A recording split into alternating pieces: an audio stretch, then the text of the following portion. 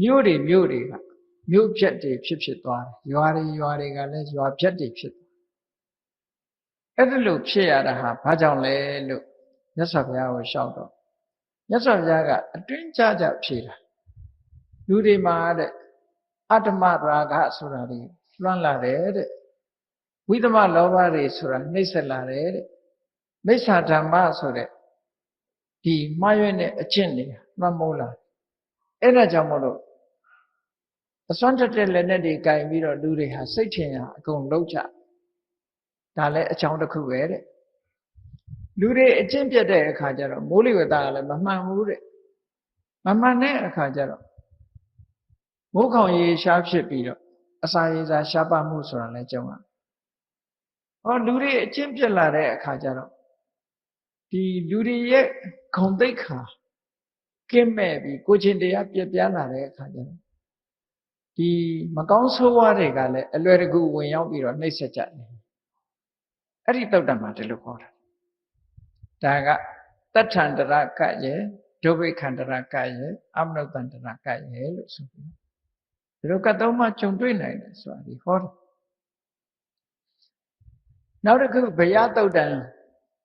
အမတဗုဒ္ဓိကဘေးဆိုတာမြတ်စွာဘုရား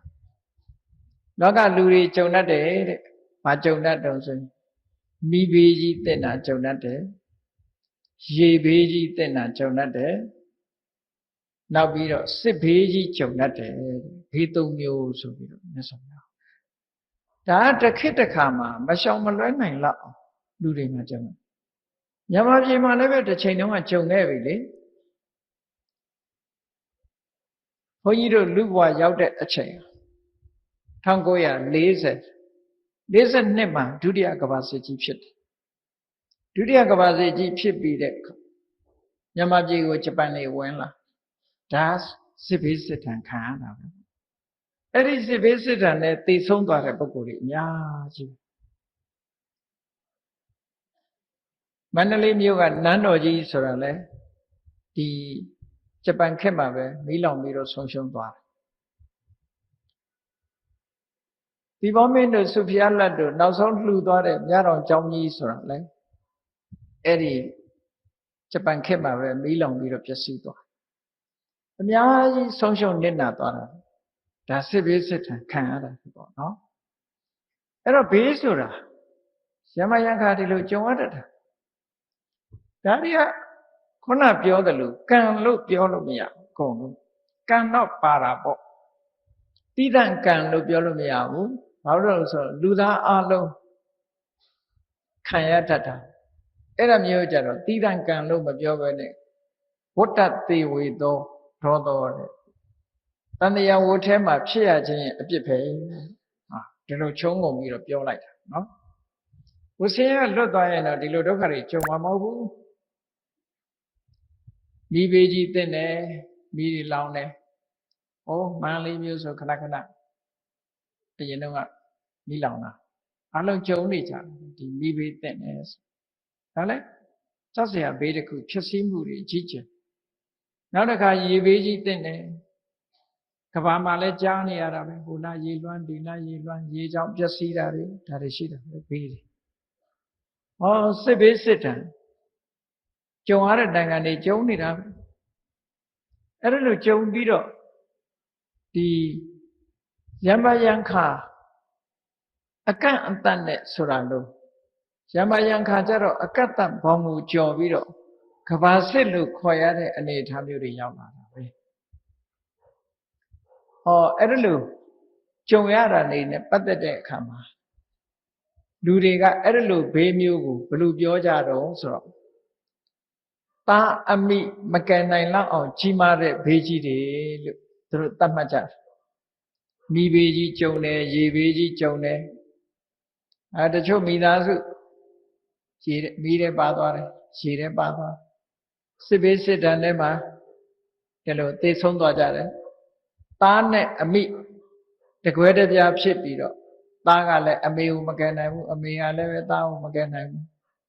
အဲ့ဒီလိုဘေးမျိုးတွေကြုံတယ်လို့မြတ်စွာဘုရားအဲ့ဒီသုတ်တံမှာတာမန်ပုထုဇဉ်ပုဂ္ဂိုလ်တွေကအဲ့ဒီလို လောကမှာကြုံတွေ့ရတဲ့ဘေးတွေကိုအမာတာပုဒ္ဓိကသားနဲ့အမိတဦးနဲ့တဦးအပြန်အလှန်မကူညီနိုင်တဲ့ဘေးလို့သတ်မှတ်တယ်သို့တော့မြတ်စွာဘုရားကအဲ့ဒါတွေဟာကဲတင်ဖို့ဖြစ်နိုင်တဲ့အနေအထားတွေအများကြီးရှိပါတယ်တကယ်အမိနဲ့သားမကယ်နိုင်တဲ့ဘေးဆိုတာဒီဘေးကိုပြောတာမဟုတ်ဘူးတဲ့မြတ်စွာဘုရားကစရာဘေးဗျာဒိဘေးမရဏဘေးတဲ့အဲ့ဒါတော့လုံးဝကိုမကယ်နိုင်တာသိချင်သို့တော့ပုရုဇဉ်တွေကတော့အိုးလာတာကိုဘေးလို့မထင်ဘူးနာတာကိုလည်းဘေးလို့မထင်ဘူးသေတာကိုလည်းဘေးလို့မထင်ဘူးပေါ့မြတ်စွာဘုရားကအဲ့ဒီအိုခြင်းနာခြင်းသေခြင်းဆိုတဲ့ဘေးကိုလားဘေးလို့ဒီလိုဟောတယ်အဲ့တုတ်တယ်ကဲအခုကြည့်လိုက်မယ်ဆိုရင်ကတ်ကြီးသုံးပါးဆိုတာလောကကဘာလူသားတွေမှာယမယံခါကြုံတွေ့နိုင်တဲ့အခြေအနေဆိုးကြီးတွေဘေးဆိုးရန်ဆိုးကြီးတွေလို့ဒီလိုပြောတာနော်ကဲဒါဖြင့်ဒီလိုဘေးဆိုးရန်ဆိုးကြီးတွေဟာဘသူကြောင့်လောကမှာဘေးအန္တရာယ်တွေပေါ်ရထလဲလို့အဖြေရှာတဲ့အခါမြတ်စွာဘုရားကသုတ်တန်တစ်ခုမှဟောထားတယ်အဲမြတ်စွာဘုရားဟောထားတဲ့သုတ်တန်အရာဆိုလို့ရှိရင်ယာနိကာနိစိဘိက္ခဝေဘယာနိဘာလာတောဥပ္ပစ္ဆန္တိနောပဏိတတောလောကမှာဖြစ်ပေါ်လာတဲ့ဘေးတွေမှန်သမျှလူမိုက်တွေကြောင့်ဖြစ်တာဒီနေရာမှာလူမိုက်ဆိုတာလူဆိုးကိုခုခေတ်လူတွေကလူမိုက်လို့ခေါ်ကြတယ်တကယ်လူမိုက်ဆိုတဲ့အထဲမှာလိမ်မာပြီးတော့မသိတတ်တဲ့လူလည်းလူမိုက်ပဲလိမ်တော့လိမ်မာတယ်မသိတတ်ဘူးအသိဉာဏ်မရှိတဲ့လူပါလည်းလူမိုက်ပဲဒါကြောင့်မို့ဘာလဆိုတာဟာဘယ်လိုပုဂ္ဂိုလ်မျိုးတုံးလို့မေးလို့ရှိရင်လုံးဝအသိဉာဏ်ကင်းမဲ့တဲ့နှလဘိန်းတုံးတွေကိုလူမိုက်လို့ခေါ်တာပဲသူတို့ကထင်ရလောက်တတ်တဲ့အနေအထားတစ်ခုရှိတယ်နော်အကြောင်းအကျိုးအကောင်းဆုံးမသိဘူးမသိတဲ့အခါမှာသူတို့လှုပ်သမျှတွေဟာအများဒုက္ခဖြစ်ဖို့တွေကြီးပဲဖြစ်တယ်အဲ့ဒါမျိုးကိုဘာလလို့ခေါ်တယ်ဒါကြောင့်မို့လို့ဘာလအဓိပ္ပာယ်ပေးတဲ့အခါမှာဒီစကားလုံးရဲ့အဓိပ္ပာယ်မြန်မာတွေကတော့လူမိုက်လို့ပဲပြန်ကြတယ်အဲ့တော့လူမိုက်ဆိုလို့ရှိရင်လူတွေကတော့မိဘစကားနားမထောင်ရင်လူမိုက်ဆရာစကားနားမထောင်လူမိုက်ဆိုးသွားနေရင်လူမိုက်လို့ဒီလိုသတ်မှတ်ကြတယ်မဟုတ်ဘူးအဲ့ဒါလောက်တင်မကဘူးလူမိုက်ဆိုတာအဲ့ဒါကြောင့်မို့လူမိုက်ရဲ့အဓိပ္ပာယ်ကိုဖော်တဲ့အခါမှာတဲ့ဘယ်လိုအဓိပ္ပာယ်တွေပေးတုံလို့ဆိုဘာလဆိုတဲ့စကားလုံးမှာဘာဆိုတာနှစ်ကဏ္ဍကိုပြောတယ်လာဆိုတာကဖြည့်ဆည်းတယ်အကျိုးနှမျိုးကိုဖြည့်ဆည်းတယ်ပစ္စုပန်ဘဝအကျိုးလည်းဖြည့်ဆည်းတယ်နောင်ဘဝအတွက်အကျိုးလည်းဖြည့်ဆည်းတယ်ဆိုလိုတာကဒီဘဝကောင်းစားရေးကိုလည်းဖြည့်ဆည်းတယ်နောင်ဘဝကောင်းစားရေးကိုလည်းဖြည့်ဆည်းတယ်မျက်မှောက်ဘဝမှာရနိုင်တဲ့အကျိုးကိုလည်းဖြည့်ဆည်းပြစ်သူနောက်ဘဝမှာရနိုင်တဲ့အကျိုးတရားကိုလည်းဖြည့်ဆည်းပြစ်သူအဲ့ဒီပုဂ္ဂိုလ်မျိုးကိုဘာလလို့ခေါ်တယ်ဒါက definition တစ်ခုနောက်တစ်ခုကအကျိုးမဲ့နှမျိုးကိုရယူတတ်တဲ့ပုဂ္ဂိုလ်ပစ္စုပန်ဘဝမှာအကျိုးမဲ့ဖြစ်တာနောင်တန်တရားမှာအကျိုးမဲ့ဖြစ်တဲ့ကိစ္စနှစ်ခုကိုရယူသိမ့်ပိုက်ထားတဲ့ပုဂ္ဂိုလ်ဟာလည်းပဲဘာလပဲဒါအဓိပ္ပာယ်တစ်ခုနောက်တစ်ခုကတော့ဘာလို့လဲဆိုရင်နှာခေါင်းကလေလေထွက်လေဝင်လေလေအသက်ရှူယုံရှူပြီးတော့အသက်ရှင်နေတဲ့ပုဂ္ဂိုလ်တွေမှန်တယ်များအသက်ပညာဘာမှမပါဘူးအသိပညာလုံးဝမရှိပဲနဲ့အသက်ရှူယုံမြအသက်ရှင်နေတဲ့ပုဂ္ဂိုလ်တွေကိုဘာလလို့ခေါ်တယ်အဲ့ဒီပုဂ္ဂိုလ်ကလည်းပဲသူလုံးသမျှအများအတွက်ဒုက္ခတွေဖြစ်တတ်တယ်ပေါ့50ဇက်ထဲမှာရှိတယ်လေသားမိ2ယောက်ဆံဖော့နေတာဆံဖော့နေတဲ့အခါကျတော့အမေခေါင်းကိုမှက်ကဝင်ကြိုက်တော့အမေလို့သူကငါသမီးငါနှစ်ဖူးမယ်မက်ကြီးတွဲနေတယ်မောင်းစမ်းမှဆိုတော့ဘာလို့တုံးဆိုချပွေးနဲ့ကောက်ပြီးနှစ်ဖူးထုသူကတော့မှက်ကိုထုတာပဲဒါပေမဲ့သေတော့အမေသေသွားမှက်ကတော့ပြန်သွားတာပေါ့သူ့ပဲအထုခံအဲ့ဒါလို့ဖြစ်မယ်ဆိုတာကိုမသိတာ ပြီးတော့မှငိုတဲ့သူ့အမေသေးသွားမှငိုပါအဲ့ဒါမျိုးကိုဘာလလို့ခေါ်တယ်အဲ့ဒါလို့မတိမိုက်မဲတဲ့ပုဂ္ဂိုလ်ကတခုလုံးလိုက်လို့ရှိရင်ဒုက္ခရောက်ဖို့ကြီးပဲဖြစ်တာမျိုးမင်္ဂလာတုတ်ထဲမှာဟောတဲ့အသေဝနာသဘာလနံဆိုတာအဲ့ဒါမျိုးတွေကိုပြောတာနော်အဲ့တော့မြတ်စွာဘုရားကလည်းဒီမှာဟောထားတဲ့လောကမှာဘေးရန်အန္တရာယ်တွေကြုံသမျှလူမိုက်ကြောင့်ဖြစ်တာတဲ့ပညာမဲ့တဲ့ပုဂ္ဂိုလ်တွေကြောင့်ဖြစ်တာတဲ့စဉ်းစားဉာဏ်ရှိတဲ့ပုဂ္ဂိုလ်ကြောင့်ဘာမှဒုက္ခမရောက်ဘူးတဲ့လောကလူသားတွေဒါကြောင့်မို့ဏီတိကျမ်းတွေကဘယ်လိုပြောတော့ဆိုရင်ဏီတိကျမ်းတွေကဘယ်လိုပြောတော့ဆိုရင်လူမိုက်မိတ်ဆွေကိုမပေါင်းနဲ့လူမိုက်မိတ်ဆွေပညာရှိယန္တုကိုပေါင်းတာကောင်းသေးတယ်ပညာရှိတဲ့ယန္တုကလူမိုက်မိတ်ဆွေတွေပိုကောင်းတယ်ကောင်းကျိုးချမ်းသာဖြစ်စေနိုင်သေးတယ်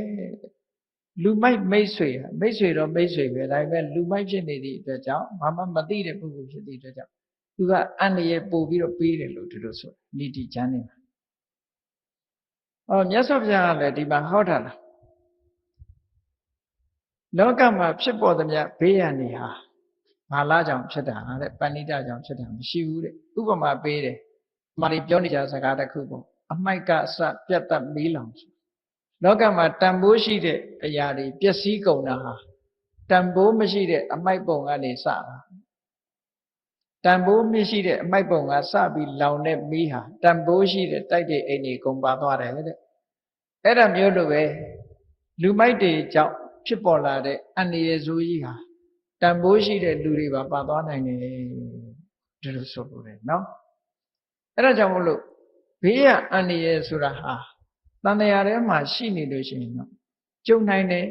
ဘယ်သူကြောင့်ကြုံတာတော့ဆိုရင်မြတ်စွာဘုရားလူမိုက်ကြောင့်ကြုံတာမသိမလိမ္မာတဲ့ပုဂ္ဂိုလ်တွေကြောင့်အန္တရာယ်ဆိုတာဒီလိုပဲကြုံတတ်တယ်နောက်တစ်ခါလောကကြီးတစ်ခုဒီယောဂတွေများပြီးတော့ဘဝမှာအစင်မပြေဖြစ်တာတွေနဲ့ပတ်သက်ပြီးတော့လူသားတွေနဲ့သဘာဝပတ်ဝန်းကျင်ဆက်ဆက်မှုရှိပုံကိုမြတ်စွာဘုရားကအတ္တမိကသုံးမှာဟောတာရှိသေးတယ်အမှန်တမ်းမှတ်သားစရာကောင်းတယ်မြန်မာစကားမှာလည်းရှိတယ်လေဒါတွေကဒီလောကကြီးတစ်ခုလုံးဟာကြီးပွားတိုးတက်ဖို့ကြီးပွားတိုးတက်မှုမှလည်းပဲခေါင်းဆောင်အရေးကြီးဒါကြောင့်မို့မြတ်စွာဘုရားသခင်ကိုရောမြတ်ကြည့်ဘုရားကုံတော်ကိုပါထဲမှာတတ္ထာဒေဝမနုဿာနံဆိုတာရှိတယ်နတ်လူတို့ရဲ့ဆရာလို့တတ္ထာဆရာဆိုတာဘယ်လိုပုဂ္ဂိုလ်တုံးလို့ဆိုတာကိုအထက်ကရာကျမ်းတွေကဘယ်လိုဖွင့်လို့ဆိုတော့ဆရာဆိုတာတပည့်တွေရဲ့လက်ရှိဘဝအကျိုးရရှိအောင်ဆောင်ရွက်ပေးနိုင်တယ်တမလွန်ဘဝအကျိုးရရှိအောင်လည်းဆောင်ရွက်ပေးနိုင်တယ်နောက်ဆုံးမှာနိဗ္ဗာန်ဆိုတဲ့အလွန်မွန်မြတ်တဲ့အကျိုးတရားကိုလည်းရအောင်ဆောင်ရွက်ပေးနိုင်တယ်ဒီအကျိုးစီးပွားတွေကိုရရှိလာအောင်အခြေအနေကောင်းတွေကိုဖန်တီးပြီးတော့ဆုံးမသွန်သင်ပေးတယ်မှာတကယ်ဆရာတာတတိအနုတာတတိတိတတ္ထာဆိုဒီအဓိပ္ပာယ်နဲ့ဖွဲ့နော်ဆုံးမတယ်ဆိုတာဘယ်လိုမှာတော့ဆိုရင်ဒီဘဝမှာရရှိနိုင်တဲ့အကျိုးတရားတွေရရှိစေနိုင်တဲ့အခြေအနေကောင်းတွေကိုလမ်းဖွင့်ပေးတယ်။နောင်ဘဝမှာရရှိနိုင်တဲ့အခြေအနေကောင်းတွေကိုလမ်းဖွင့်ပေးတယ်။အဲ့ဒါဘာလဲလို့ဆိုရင်ကြည့်လေမြတ်စွာဘုရားကသဗ္ဗပပတ္တအကရဏအကုသိုလ်တွေကိုရှောင်ကြမလုပ်ကြနဲ့ကုသလတုပတ္တမရာကုသိုလ်စိတ်တွေကိုကုသိုလ်တရားတွေမိမိတို့တဏ္ဍာမှာပြည့်စုံအောင်လုပ်ကြသစိတ်တပရိယောတပနံကိုယ်စိတ်တွေကိုဖြူစင်အောင်ထားကြလို့ဆိုတာဒါအခြေအနေကောင်းတွေရအောင်ဖန်တီးပေးတာလောကမှာမတယ်ကဲတင်တယ်ဆိုတာစကားသာရှိတယ်တကယ်မတာမရှိဘူးမတာရှိမရှိဆိုတာကိုယ့်ကိုစဉ်းစားကြည့်ကိုယ်သားသမီးကိုကိုယ်ပညာတတ်ဖြစ်အောင်လုပ်ပေးနိုင်လားစဉ်းစားကြည့်ပေါ့မိဘကသားသမီးကိုပညာတတ်ဖြစ်အောင်လုပ်ပေးနိုင်တာဘယ်အတိုင်းတာတော့လို့မေးမယ်ဆိုရင်ပတ်စံအကုန်ခံပြီးတော့နိုင်ငံခြားပို့ရင်ပို့မယ်ကျောင်းကောင်းကောင်းထားပေးနိုင်တယ်ဆရာကောင်းကောင်းအပ်ပေးနိုင်တယ်ဒါပဲလုပ်နိုင်တာဒီတဲ့မိဘကကျောင်း ကိုသားသမီးကိုပညာတတ်အောင်လုပ်ပေးတာမလုပ်ပေးတာတော့ဆိုတာအချင်းနေကောင်းတစ်ခုဖန်တီးပေးတာပဲလေဖြစ်နိုင်တာဒါပဲအဲ့ဒီမှာကိုကကြောင်းကောင်းထားပေးတယ်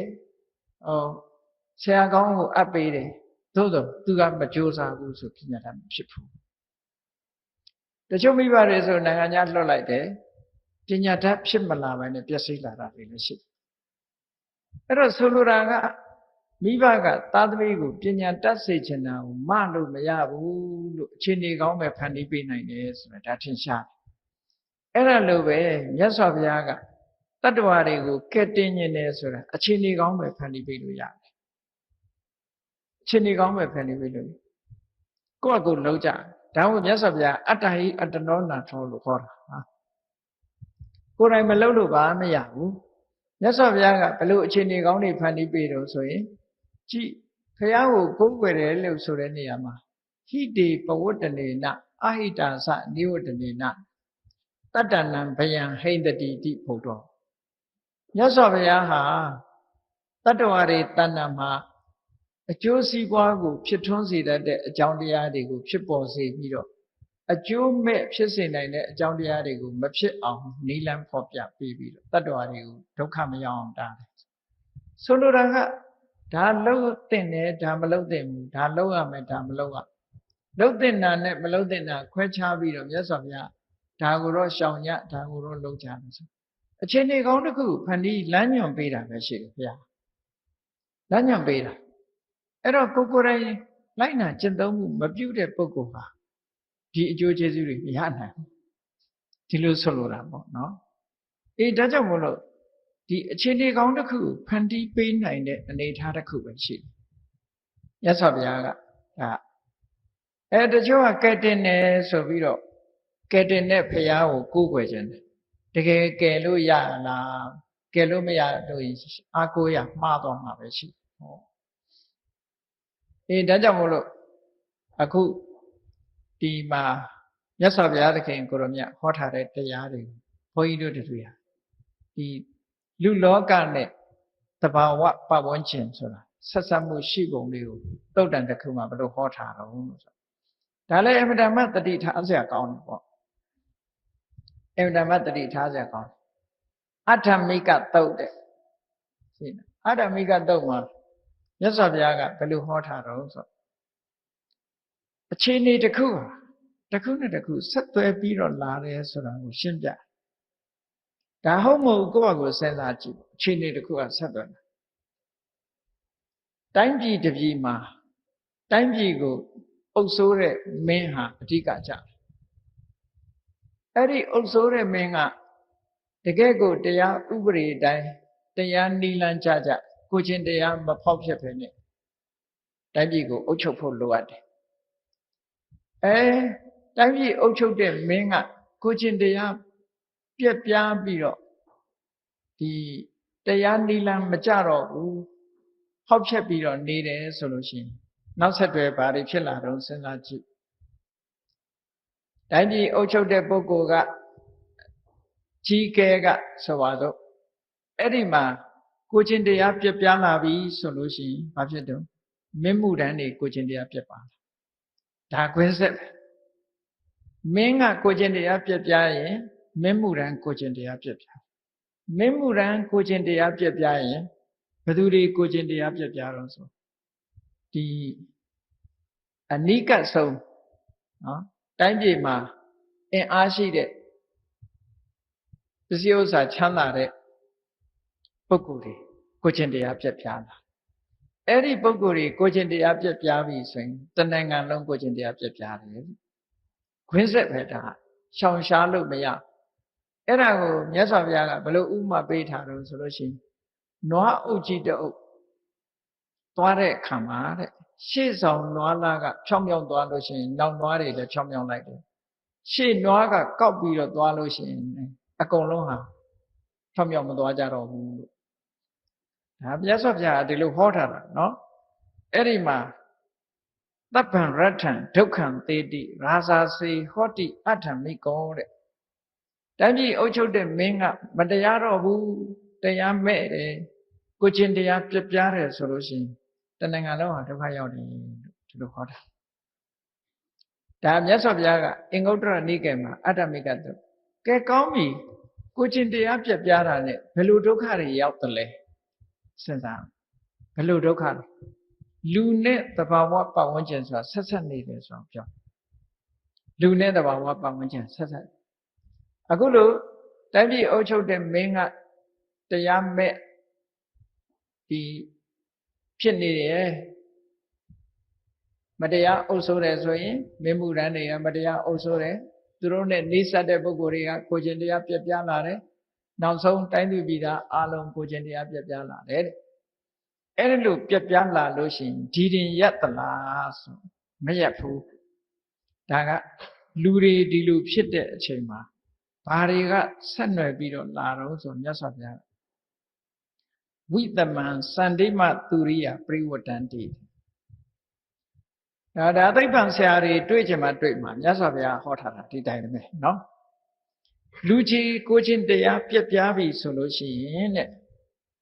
ဝိတမံစန္တိမသူရိယပရိဝတ္တန္တိလာရီနေတွေဒီစัจ java လာတစ်ခုမှာလှက်ပတ်ပြီးတော့နေတဲ့အနေအထားတွေပြောင်းလဲလာတယ်လမ်းကြောင်းတွေလွဲလာတယ်လို့ဆိုခုလည်းပြောကြတာပဲလေဂျိုကြီးက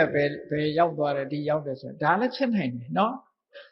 လမ်းကြောင်းတွေလွဲလာတယ်ဆိုလူတွေကိုချင်းတရားပြက်ပြားလာလို့ရှိရင်လာရီနေတွေဟာတွားနေကြလမ်းကြောင်းမဟုတ်ပဲလေလမ်းကြောင်းလွဲလာတယ်တဲ့လမ်းကြောင်းတိမ့်လာဒါဖြင့်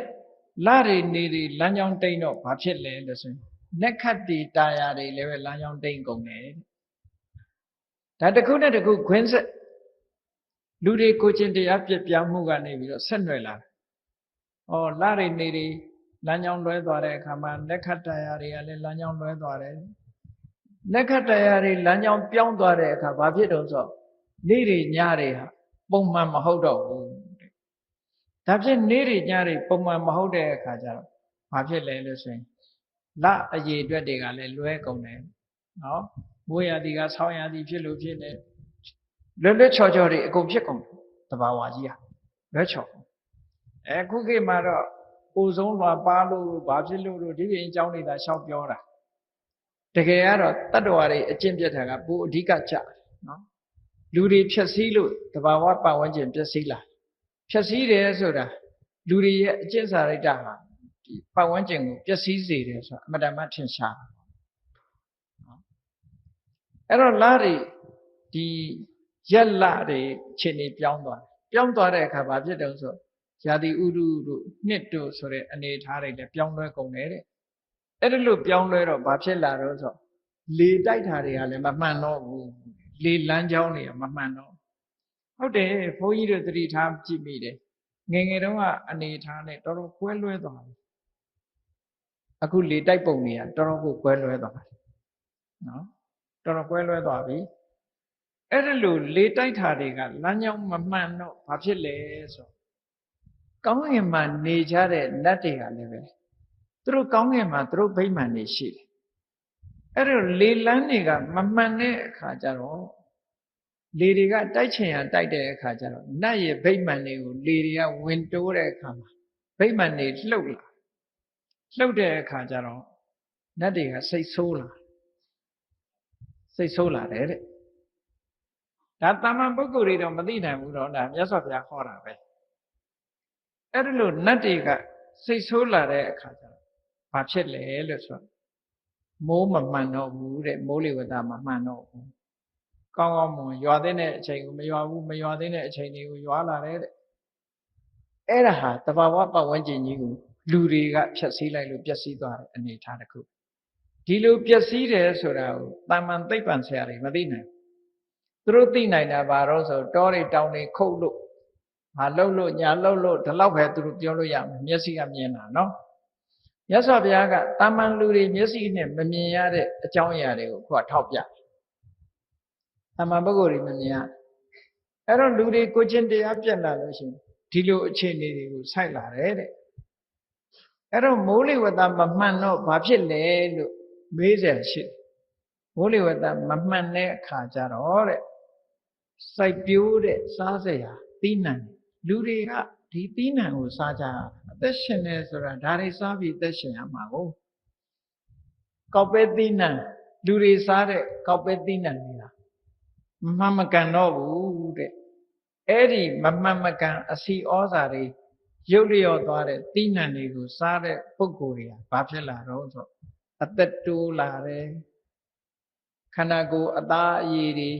ရုပ်လျော့လာတယ်ယောဂါတွေထူပြောလာတယ်အားလုံးမြတ်စွာဘုရားကဒီလူသားတွေနဲ့ပတ်သက်ပြီးတော့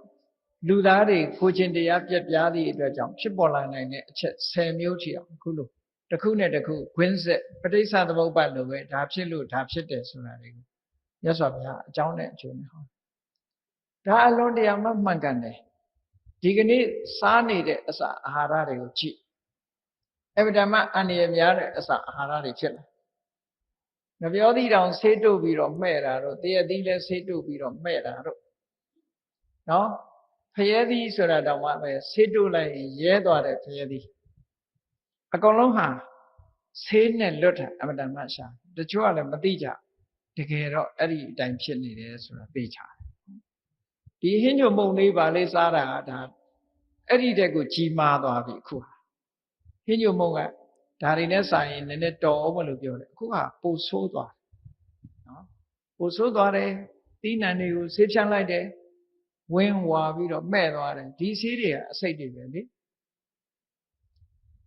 အဲ့တော့အခုဆိုကြားရတယ်ဗာကြားတော့ဆိုလူတွေကကျမ်းမာရေးကောင်းတယ်လို့တဆင့်ပြောရင်လူဆိုတာကကျမ်းမာခြင်းညာဒါသဘာဝပဲပေါ့ငကမောက်သီးစားရင်ကျမ်းမာတယ်ကျမ်းမာရေးအတွက်ကောင်းတယ်လို့ကိုလူကပြောဒီလူကပြောအဲ့ဒီငကမောက်သီးကအဖြူနဲ့အနီနှစ်ခုရှိတယ်အနီဆိုလို့ရှိရင်ဈေးပိုပေးရတယ်သူကပိုကျမ်းမာရေးကောင်းတယ်လို့ပြောတော့ဘာလို့ငကမောက်သီးအနီတွေကဆေးဆိုးတာဖြစ်လာဒါတကယ်ကိုပြောတာနော်တကယ်အဲ့လိုဖြစ်လာစားစရာကိုလောကကြီးမှာမရှိတော့အောင်ဖြစ်လာခုဟာဆေးမဆိုးတဲ့အစားအစာဆိုတာတော်တော်ရှားသွားပဇွန်ကြောင့်လည်းဆေးဆိုးတာပဲပဲလည်းဆေးဆိုးတာပဲအကုန်လုံးဟာဒီဆေးနဲ့လွတ်ကင်းတာအမှန်တမ်းရှားတယ်အလုံးသိကြတယ်လက်ဖက်ဆိုလည်းပဲအယောင်လေးလှအောင်ဆေးဆိုးတာပဲအကုန်လုံးဒီဆေးဆိုးထားတဲ့ဆေးတွေဆိုတာဟာလူရဲ့ခန္ဓာကိုယ်နဲ့တင့်တော်တဲ့စားလို့ရတဲ့ဆေးမှမဟုတ်တာပဲတော့အဲ့ဒါလို့လူလောကကြီးဟာလွန်ကျွံဖြစ်တဲ့လောဘတွေလူတွေမှာကိန်းလာတဲ့အခါကျတော့စားစရာအစားအစာတွေဟာအန္တရာယ်ဖြစ်စေတဲ့အရာတွေဖြစ်လာတယ်ဒီကနေ့ခေတ်ဒီအစားအစာတွေခန္ဓာကိုယ်ထဲရောက်သွားလို့ရှိရင်ဘယ်ကိုဒုက္ခပေးတုံးဆိုရင်အသေးနဲ့ကြောက်ကပ်ကိုသွားဒုက္ခပေးတာဘာဖြစ်လို့တော့ဆိုအစားအစာမှန်သမျှအသေးနဲ့ကြောက်ကပ်ကိုသွားတာဟုတ်သူကြောက်ကပ်ကအသေးကတန့်စင်ပေးရတယ်ကြောက်ကပ်ကတန့်စင်ပေးရတယ်ဒီတစ်ခုကဒီသူတို့နဲ့မတည့်တဲ့ဓာတ်တွေကြတော့အလုံးမလုံးနိုင်ကြတော့အလုံးမလုံးနိုင်တော့အသေးယောဂဖြစ်တယ်ကြောက်ကပ်ယောဂဖြစ်တယ်ဒီကနေ့ခေတ်မှာအဲ့ဒါတွေပိုများလာတော့လောကကြီးဟာဒါပျက်စီးဖို့ရအကြောင်းတရားတွေပဲလို့ဒီလိုပြောရမှာပဲပျက်စီးဖို့အကြောင်းအဲ့တော့မြတ်စွာဘုရားသခင်ကိုရောမြတ်ကအတ္တမိကတုတ်ကိုဟောလိုက်တာဒါတနိုင်ငံတိုင်းဖြစ်တာမဟုတ်ဘူးနိုင်ငံတကာမှာဖြစ်နေတဲ့ကိစ္စကိုပြောပြနော်လောကမှာအတုလောက်တာတွေကလည်းအမှန်တမ်းများတယ်အစားအစာတွေအတုလောက်ဟိုအမေရိကန်နိုင်ငံတို့တောင်မှပဲကြည့် fertilizer free ဆိုတဲ့ဆိုင်ငံတတ်ရှိဈေးကြီးပေးဝယ်စားကျန်တာတွေက fertilizer တွေနဲ့လုပ်ထားတယ်ဓာတ်မြေဩဇာတွေထည့်ပြီးတော့ဒီကြည့်လိုက်လို့ရှင်အလုံးကြီးတွေချောအောင်လှအောင်လုပ်ထားဘာကအဆုံးဖြတ်ပေးသွားတာတော့ဆိုရာသီဥတုနဲ့အာဟာရအဆုံးဖြတ်ပေးတာအဲ့တော့ရာသီဥတုကညံ့လာပြီဆိုလို့ရှိရင်ညံ့တဲ့ရာသီဥတုပေါ်မှာမှီပြီးတော့စိုက်ရတဲ့သီးနှံတွေကလူရဲ့ခန္ဓာကိုယ်ကိုထိန်းနိုင်စွမ်းနေနေလာအခုထိန်းနိုင်စွမ်းနေတဲ့အစာအာဟာရတွေပေါ်မှာထပ်ဆင့်ပြီးတော့အစိတ်တွေသင့်နေဆိုပိုဆိုးလာတာပေါ့ဒီလိုဆိုလိုတာနော်အစိတ်တွေကထပ်ပြီးတော့ပိုးလာငကောကမှရာသီဥတုမမှန်လို့အစာအစာတွေကဒုက္ခရောက်ရတဲ့အထက်မှာအစာအစာတွေရဲ့ဒီစွမ်းဆောင်မှုကအားပြော့သွားတဲ့အထက်မှာ တခါ chemical ဆိုရတဲ့အစိတ်ဓာတ်တွေနဲ့ပြန်ပြီးတော့လုံးလိုက်တဲ့အခါကျတော့လူတွေမှာဒုက္ခရောက်ဘူးအသက်ကပိုးတူဖို့ဖြစ်လာတယ်ပေါ့အဲ့တော့ဒီအန္တရာယ်တွေအားလုံးဟာဘယ်သူကြောင့်ဖြစ်တာတော့ဆိုမြတ်စွာဘုရားဟောလူမိုက်တွေကြောင့်ဖြစ်တာလူမိုက်တွေကြောင့်ဖြစ်တာအဲ့တော့အလွန်ကြောက်စရာကောင်းတယ်ဒီအန္တရာယ်တွေကလွတ်မြောက်ဖို့အတွက်ဘုန်းကြီးတို့တွေဘာလုပ်ရမလဲဆိုတော့မြတ်စွာဘုရားနိလန်းပေးထားတာနောက်ရက်ကျမှဆက်ပြီးတော့ရှင်းပြနော်အန္တရာယ်ဆိုတာဒါကြောင့်မို့လို့အခုကတ်ကြီး၃ပါးကြော်လွှားရေးဆိုတာဒီလူတွေဟာလူဘဝရထားရင်တော့တစ်ချိန်မဟုတ်တစ်ချိန်ဒီကတ်ဆိုတာလည်းဖြစ်ပေါ်လာနိုင်တယ်အန္တရာယ်ဆိုးကြီးတွေလည်းဖြစ်ပေါ်လာနိုင်တယ်အဲ့ဒါလို့ဖြစ်ပေါ်လာတဲ့အခါမှာလူတိုင်းဟာဒီအန္တရာယ်တွေကိုကြောက်ထားကြည့်ပဲအဲ့တော့ကြောက်လို့ရှိရင်ဒီအန္တရာယ်တွေကလွတ်မြောက်တဲ့နိလန်ရှိသလားလို့ဆိုတာမြတ်စွာဘုရားကဟောထားတာရှိတယ်ပေါ့နော်ဘဝတစ်ခုမှာကံကောင်းတဲ့အသက်နဲ့ကြုံလို့ရှိရင်မြည်သည့်အခက်အခဲမြည်သည့်အနှောင့်အယှက်မြည်သည့်အန္တရာယ်မကြုံမဲနဲ့ဘဝတစ်ခုဟာအေးချမ်းချမ်းဖြတ်သန်းသွားတဲ့အခါရှိတယ်လို့ပဲကံဆုံးမှုမောင်ကြပြီးတော့ဘေးဆိုးကံဆုံးအန္တရာယ်မျိုးတွေကြုံတွေ့ရတဲ့အလှည့်ဆိုတာလည်းရှိကြတယ်အခုမြန်မာနိုင်ငံမှာဆိုလို့ရှိရင်လွန်ခဲ့တဲ့နှစ်ပေါင်း80ဟိုဘက်မှာမွေးဖွားခဲ့တဲ့ပုဂ္ဂိုလ်80ဟိုဘက်မှာမွေးဖွားခဲ့တဲ့ပုဂ္ဂိုလ်တွေကဒုတိယကမ္ဘာစစ်ကြီးနဲ့ကြုံတွေ့ခဲ့ကြရတယ်ဘေးဆိုးကဆိုးတွေနဲ့ကြုံတွေ့ကြရတယ်မင်းသမီးကြီးရဲ့နောက်ပိုင်းအေးချမ်းနေတဲ့အချိန်ပိုင်းကာလမှာဆိုလို့ရှိရင်ကမ္ဘာကြီးတစ်ခုလုံးစစ်ဖြစ်တယ်ဆိုတဲ့အနေအထားမျိုးမကြုံကြရပဲနဲ့အေးချမ်းတဲ့အနေအထားမျိုးလေးကိုရရှိတယ်ဒီမရဏပူရမျိုးတော်ကြီးကိုတည်ထောင်သွားတဲ့ဘုရောမင်းတရားကြီးလက်ထက်မှာဆိုလို့ရှိရင်နှစ်ပေါင်းတော်တော်ကြာအောင်မြန်မာနိုင်ငံမှာအေးချမ်းသာယာပြီးတော့ဘာကူမှအခက်အခဲမရှိပဲနဲ့လူတွေဟာအေးချမ်းတဲ့ဘဝခရီးကိုဖြတ်သန်းကြရတယ်ဆိုတာရာဇဝင်ကိုကြည့်လိုက်လို့ရှိရင်သိအနှစ်ပေါင်း20ကျော်30နီးပါးအုပ်ချုပ်ပြီးတော့မရပူရရွှေမြို့တော်ကြီးကိုတည်ထောင်ပြီးတော့ဘောရမင်းတရားကြီးအုပ်စိုးသွားသို့တော့နောက်ပိုင်း3နှစ်လောက်နောက်ဆုံး3နှစ်ဘောရမင်းတရားကြီးအုပ်ချုပ်လို့နောက်ဆုံး3နှစ်အချိန်ပိုင်းရောက်တဲ့အခါမှာကံမကောင်းအကြောင်းမလားလို့ပြည်သူတွေဟာဗာနဲ့ကြုံရရလဲလို့ဆိုမိုးခေါင်ရေရှားခြင်းလို့ဆိုရဲကဆိုးကြီးနဲ့ကြုံရတယ်လို့ဆိုတာကြာဆိုရင်ဒီအရာသိရအဲ့ဒီအချိန်မှာသာဝဏီဒုက္ခတွေကြုံကြရတယ်ပေါ့နောက်ဆုံး3နှစ်လောက်ဘုရမင်းတရားကြီးနာရဆံသွားတဲ့အခါမှာဘာကြီးတော်လို့ခေါ်တဲ့စကိုင်းမင်းနတ်တက်တာဒါဘိုးတော်တို့ဘာကြီးတော်တို့ဆိုတဲ့ဒီနာမည်တွေကဘယ်သူအနေနဲ့ခေါ်ပြီးတော့သုံးဆွဲတဲ့နာမည်တွေလဲလို့ဆိုမင်းတို့မင်းကြီးကနေခေါ်တဲ့နာမည်တွေပေါ့ရာဇဝင်မှာလည်းပဲအဲ့ဒီလိုမှတ်တမ်းတင်လိုက်မင်းတို့မင်းနဲ့အဘိုးတော်တို့ဘိုးတော်ဘာကြီးတော်တို့ဘာကြီးတော်ဒီလိုခေါ်ခဲ့တာကျန်တဲ့လူတွေတော့အဘိုးမတော်ပါဘူးဘာကြီးလည်းမတော်ပါဘူးအဲ့ဒါလို့စကိုင်းမင်းဘာကြီးတော်နန်းတက်တဲ့အခါမှာနန်းတက်မိန်ကွန်းသူမိန်ကွန်းပြောတာရှိတယ်။ဒါဆိုရင်လည်းမှတ်တမ်းတင်ထားတဲ့သူမိန်ကွန်းထဲမှာသူပြောတာကြည့်လိုက်မယ်ဆိုလို့ရှိရင်ဘုရောမင်းတရားကြီးရဲ့နောက်ပိုင်း3နှစ်မှာတိုင်းပြည်ဟာရှားရှားပါပါဖြစ်ပြီးတော့လူတွေဆင်းရဲဒုက္ခအနည်းငယ်ရောက်ကြတယ်ဆိုတာသိရတယ်ပေါ့။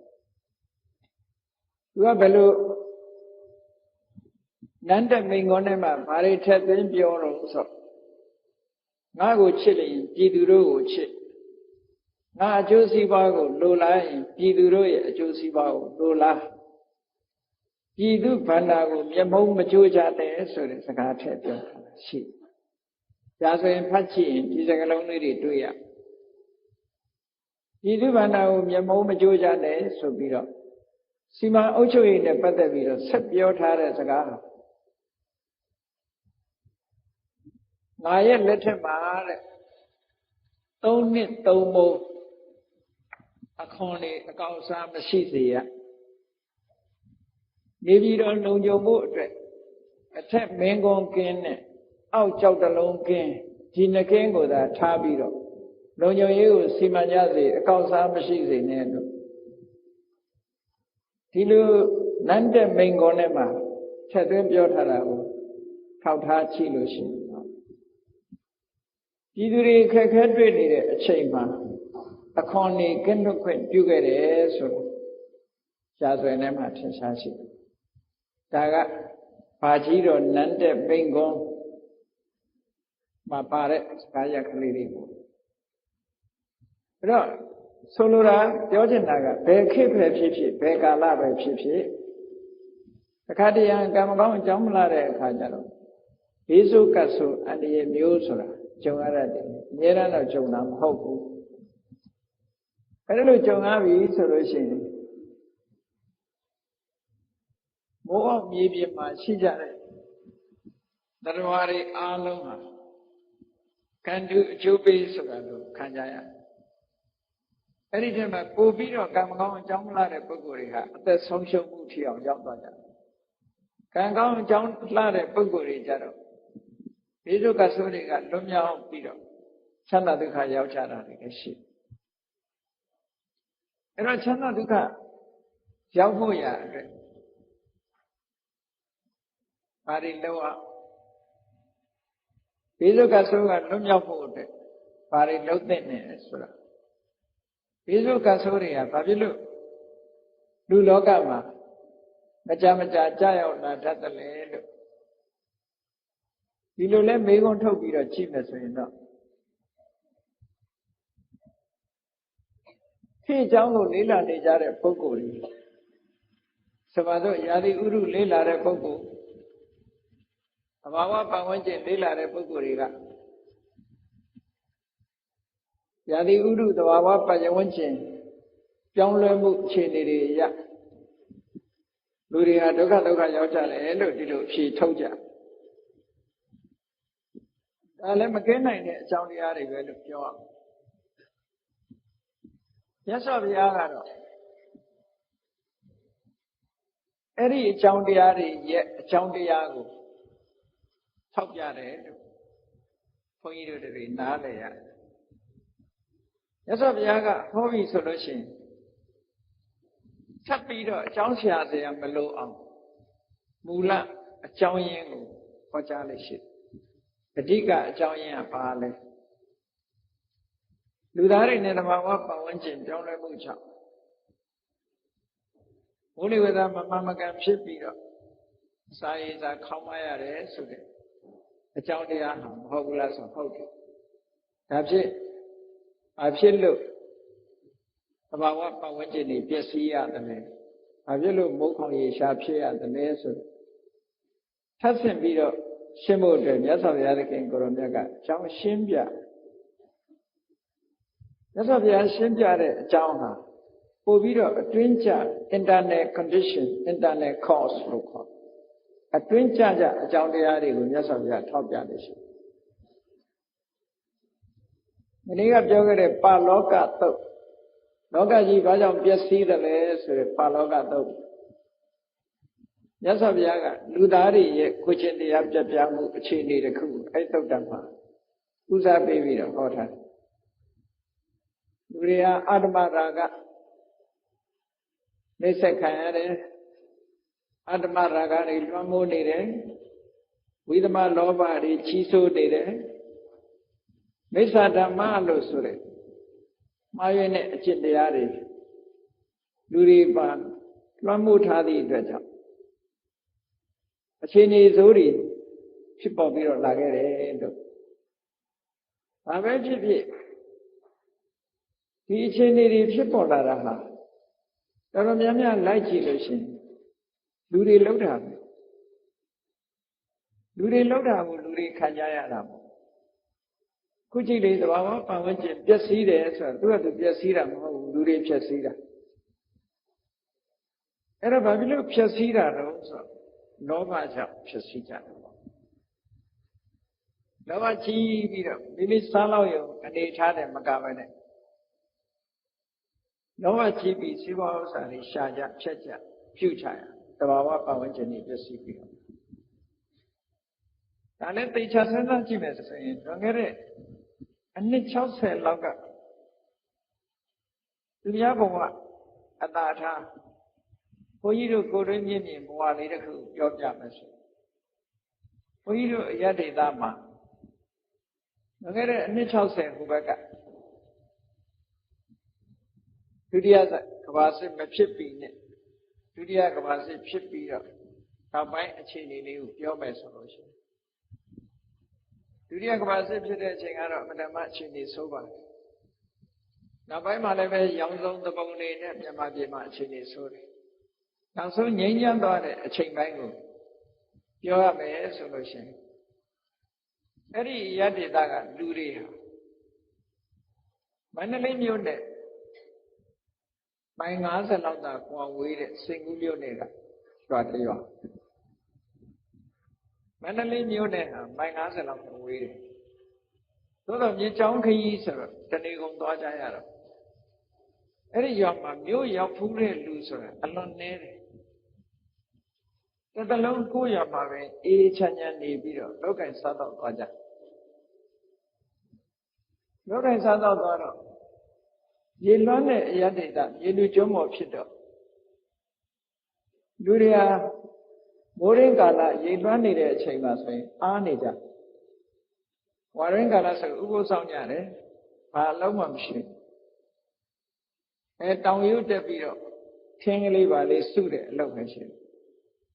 ရေတွေကျသွားလို့ဆောင်းကာလဆောင်းရာသီဝင်တော့မယ်သတင်းကြိုတဆောင်မုံရာသီရောက်လာပြီဆိုတဲ့အချိန်မှာထွန်ရက်စိုက်ပျိုးကြတယ်ထွန်ရက်စိုက်ပျိုးပြီးတပေါင်းတစ်ခုဆိုလို့ရှိရင်ကိုင်းသိမ့်လိုက်ကြဒီတတိပဲလုပ်တယ်အေးချမ်းချမ်းနေကြအသုံးဆွဲဆိုတာလည်းအမှန်တမ်းနဲတယ်ဘာမှမရှိဘူးရင်လေးတောက်ချင်မြေအိုးနဲ့တည်ပြီးတော့တောက်ကြဘုန်းကြီးကျောင်းဆွန့်ပို့လို့ရှိရင်လေပြီးတဲ့ဘုန်းကြီးကျောင်းကိုခင်းတအိုးဆွန့်တအိုးမြေအိုးလေးတွေနဲ့ချက်ပြီးတော့ပို့ဓာဝဋ္ဌာညိုက်ဆိုတာလည်းအဲ့ဒီခေတ်ကမရှိသေးဘူးအဲ့တော့လောကမှာလိုအပ်ချက်လူတွေရဲ့လိုအပ်ချက်အဲ့ဒီအချိန်ဘုန်းကြီးတို့မှတ်မိတယ်များဆိုအလုံးကိုနဲတယ်ရေဒီယိုမရှိဘူးကက်ဆက်မရှိဘူးရကော်ဒါမရှိဘူး MP3 မရှိဘူးခုကဲ့လို့တယ်လီဗီရှင်းတွေမရှိဘူး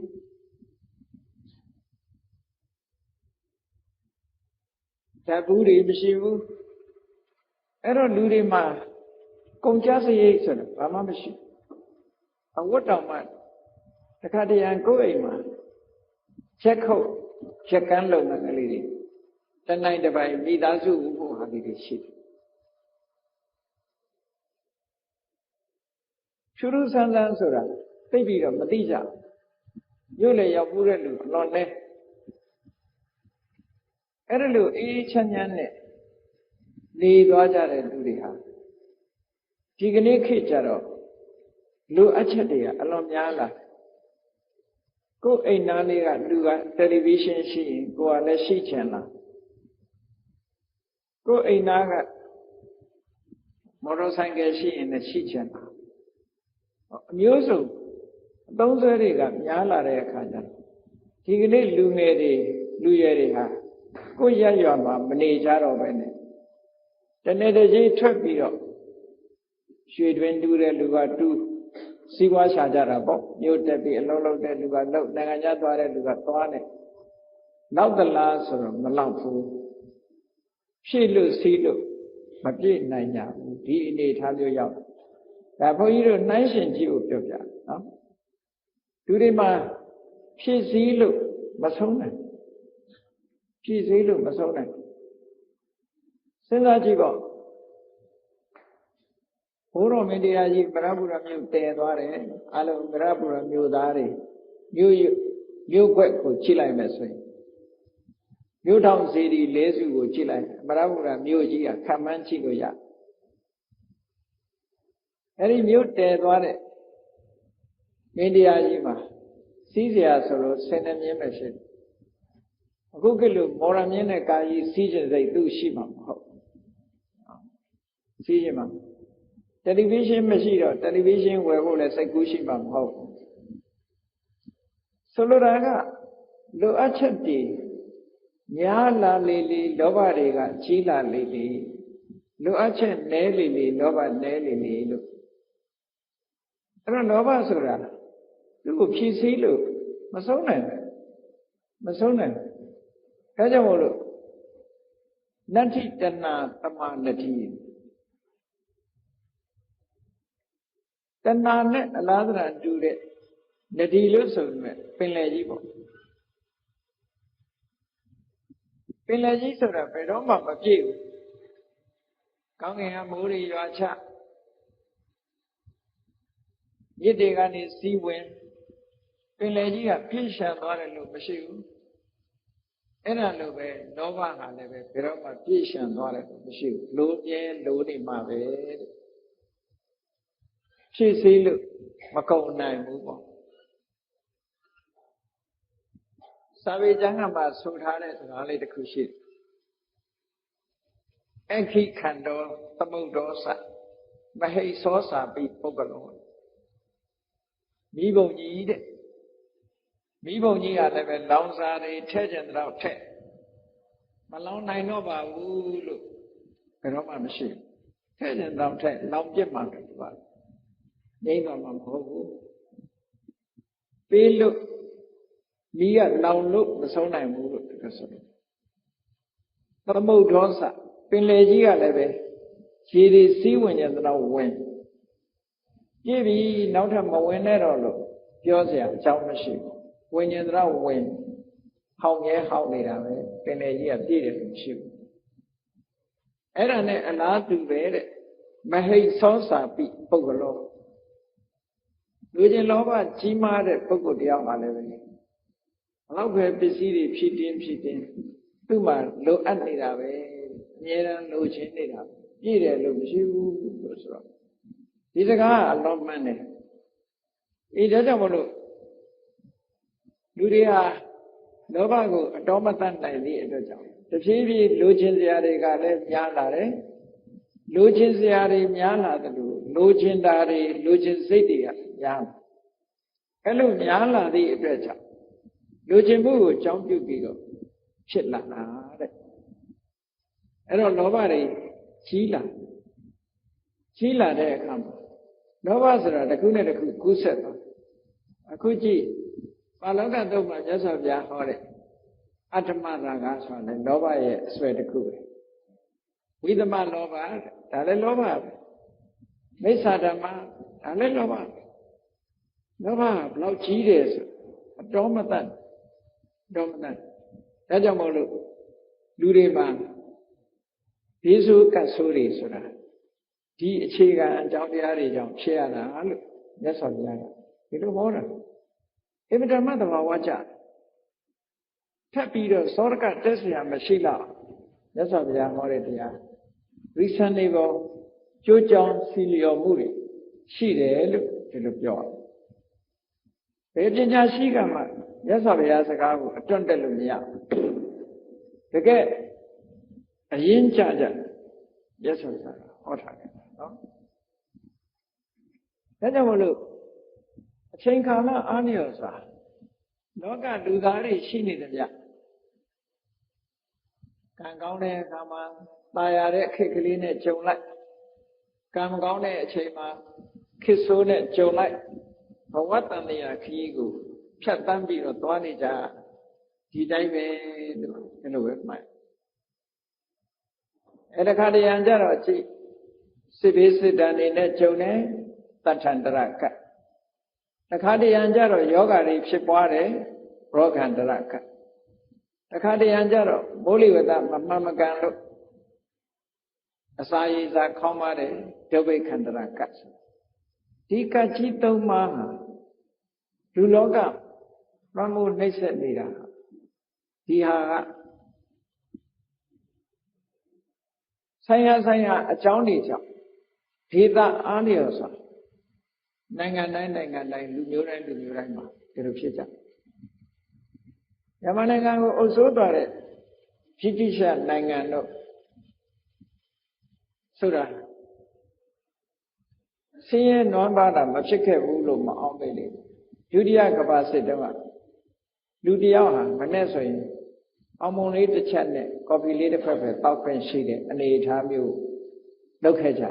ချိုးချံခဲ့ကြချိုးချံပြီးတော့ပြန်တည်ဆောက်ကြအမေရိကန်နိုင်ငံကြီးဒီကနေ့ချမ်းသာတယ်လို့ပြောတယ်အောင်မုံကိုတစ်ချက်တည်းပို့ပြီးတော့မရောင်းရတဲ့အချိန်ပိုင်းလေးတွေရှိခဲ့တယ်အဲ့ဒါမှ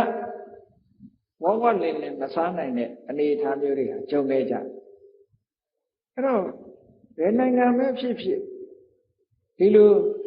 ကတ်ဆိုးကပ်ဘေးတွေကျုံနေတယ်အခုဒီမဲ့ကြည့်လေအားလုံးသတင်းစာတို့ဂျာနယ်တို့ရေဒီယိုတို့နားထောင်လိုက်ပဲဆိုရင်စစ်ဖြစ်နေတဲ့နိုင်ငံတွေဒုက္ခရောက်နေတဲ့နိုင်ငံတွေရှိနေတယ်မျက်မှောက်ခစ်မာတယ်ပဲအဆိုးတွေနဲ့ကျုံနေတယ်အဲ့ဒါတွေကိုပြောတာကတ်ဆိုတာအချိန်ပိုင်းတစ်ခုရဒုက္ခတွေရောက်လွန်ခဲ့တဲ့နှစ်ကဆိုရင်ဆူနာမီငလျင်ကြီးနဲ့တွေ့လို့ဂျပန်မှာဒုက္ခရောက်သွားတယ်အလူမျိုးစွမ်းအင်တွေနဲ့လှုပ်ထားတဲ့လျှက်စစ်တွေထိခိုက်ပျက်စီးသွားတော့အင်မတန်မှအန္တရာယ်များတယ်ဆိုတော့တွေ့ကြအဲ့တော့ဒီကဆိုးကတ္တနေဆိုမကြုံဘူးလို့မပြောနဲ့မကြခင်ကပဲမုန်တိုင်းတစ်ခု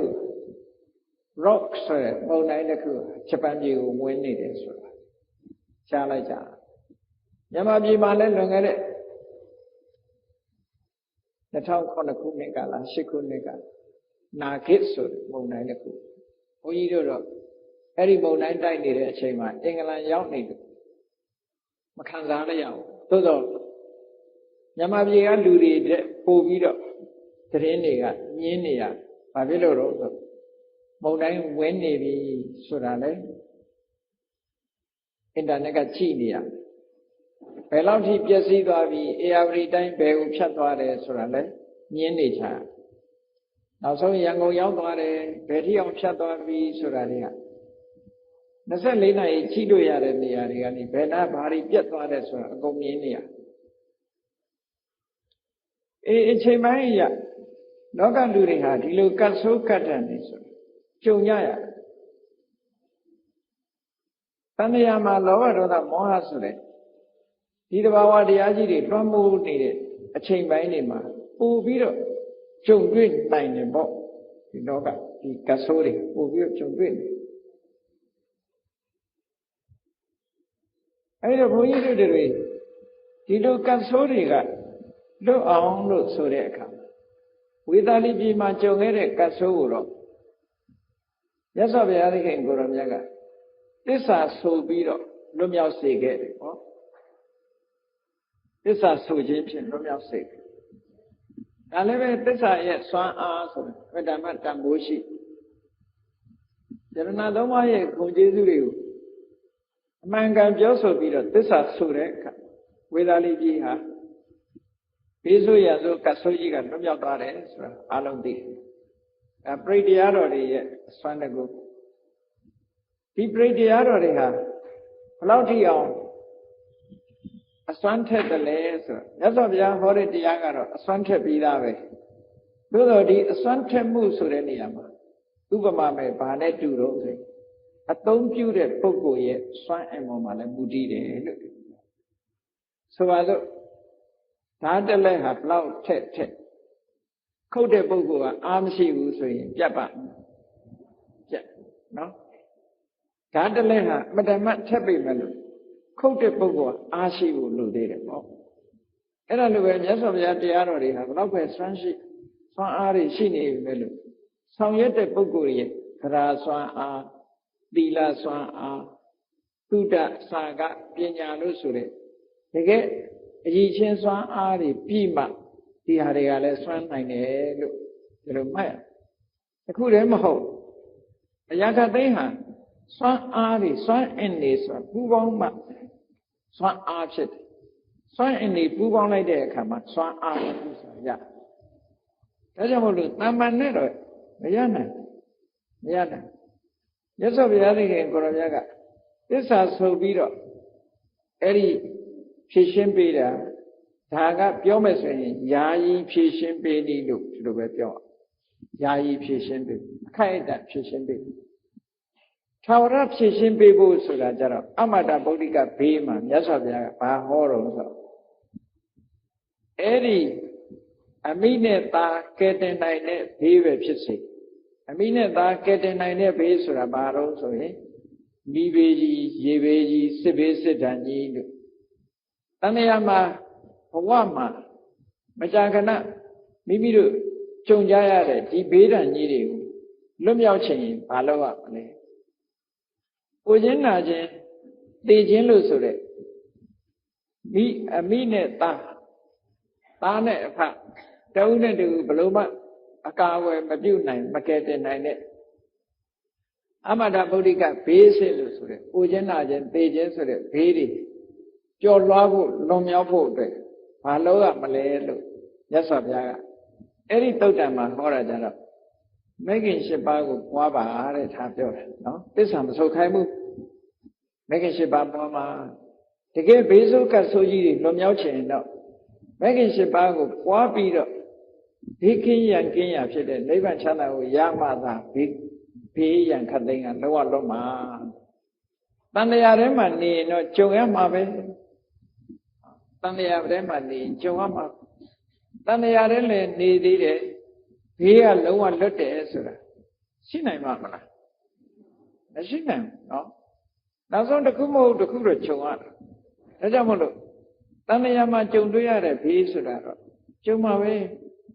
ဘာဖြစ်လို့တော့ဆိုကိုတူးရဲနေတာလည်းမဟုတ်ဘူးအဲ့ဒီတည်းမှာဘေးလို့ဆိုတဲ့နေရာမှာမြတ်စွာဘုရားကဘယ်ဟာကိုဘေးလို့တတ်မှတ်ပြီးတော့ပြောတယ်လဲလို့ဆိုလို့ရှိရင်အခုပြောတဲ့လောဘဒေါသမောဟဆိုတဲ့လူတွေရဲ့တဏ္ဍာမှာဖြစ်တဲ့အကုသိုလ်တွေဟာတကယ်ဘေးရန်နေပဲဘာဖြစ်လို့တော့ဆိုလူတွေဘေးရန်ဖြစ်အောင်လုပ်ပေးနေတာသူတို့ကြောင့်ဖြစ်တာဒါအတွင်းစိတ်ဓာတ်တွေအမှန်တမ်းအရေးကြီးတယ်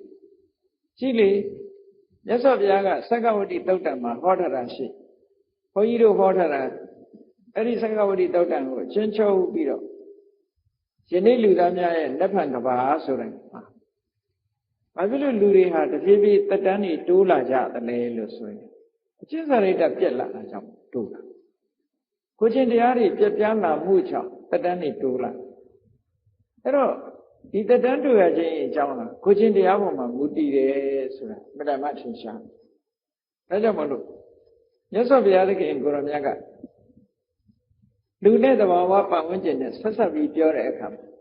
အရေးကြီးဆုံးကလူတွေရဲ့တဏ္ဍာမှာဖြစ်တဲ့လောဘဒေါသမောဟဆိုတဲ့မိတွေငြိမ်းအောင်လုပ်ဖို့ကပို့ပြီးတော့အရေးကြီးပါတယ်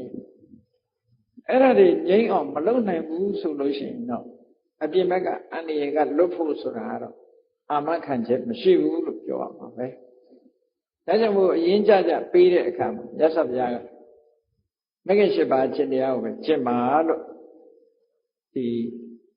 အမတ္တဗုဒ္ဓိကဘယသုတ်တံမှာအဲ့လိုဟောတာအဲ့လိုဟောတာဒါကအစိတ်ပိုင်းလိုက်တာမန်ကြုံရတဲ့ဘေးဆိုးကတ်ဆိုးတွေနော်ဒေသအလိုက်ကြုံရဥပမာကိုယ်နိုင်ငံမကြုံဘူးတပြည့်နိုင်ငံကြုံတယ်ကိုယ်နိုင်ငံကြုံတယ်တခြားနိုင်ငံမကြုံဘူးဒီလိုဒေသအလိုက်ဘေးဆိုးကတ်ဆိုးဆိုတာကြုံတတ်သေးတယ်အဲ့ဒီအပြင်ကံကောင်းကြောင်းမလားလို့လူသားတွေနေတဲ့ဤစัจ java လာစัจ java လာဒီတစ်ခုတော့မကပဲနဲ့စัจ java လာဂရေတသိန်းမြတ်စွာဘုရားသခင်ကိုရောမြတ်ရဲ့တရားတော်တွေပြန့်ပွားရာမြတ်စွာဘုရားရဲ့အမိန့်အာဏာဆုံးမဩဝါဒတွေတည်ရှိရာစัจ java လာဂရေတသိန်းကလည်းတခါတရံကြတော့ဘေးဆိုးကတ်ဆိုးနဲ့ကြုံပြီးတော့ပျက်စီးသွားတာတွေရှိသေးတယ်အဲ့ဒါကိုပြောရင်တော့ကဘာကြီးပြက်တယ်လို့ပြောတော့ပေါ့နော်ကဘာပြက်တယ်ဆိုတာဟာ ဆက်ကြပါလားဂရေတသိပြတ်တာကိုပြောတာနော်ဒီတနိုင်ငံလေးငရင်လှုပ်တာတော့ဟိုတနိုင်ငံလေးဘာဖြစ်တာညာဖြစ်တာမိတော်ပေါက်ကွဲတာတို့ဒုက္ခရောက်တာတို့ရေကြီးတာတဲ့ဒါတွေကတာမန်ကိစ္စလေးတွေလို့ပြောကဘာကြီးပျက်စီးသွားဖို့ရအတွက်ကဒါလည်းပဲတနေ့တစ်ခါမှကျုံလာဖို့အနေထားရှိတယ်တဲ့ကဘာကြီးတစ်ခုဘုရားဘာသာတရားတော်ရအခုဘုန်းကြီးတို့တွေနေထိုင်နေကြတဲ့ကဘာကိုဗဒ္ဒကပ္ပဒီလိုခေါ်တယ်ဘုရားငါးစုပွင့်တဲ့ကဘာဘုရားငါးစုပွင့်တဲ့ကဘာဖြစ်ခြင်းကြောင့်အရိမတိယမြတ်စွာဘုရားမပွင့်မပြီးသေးလို့ရှင်ဒီကဘာကြီးကတော့ခုနလိုစัจ java လာဂရေတသိန်းနဲ့ရောပြီးတော့ပျက်စီးသွားစရာအကြောင်းမရှိသေးဘူးဒေသပိုင်းဆိုင်ရာတခုခုပြတ်တာမျိုးကတော့မဖြစ်နိုင်ဘူးလို့ပြောလို့မရဘူးမဖြစ်နိုင်ဘူးလို့ပြောလို့မရဘူး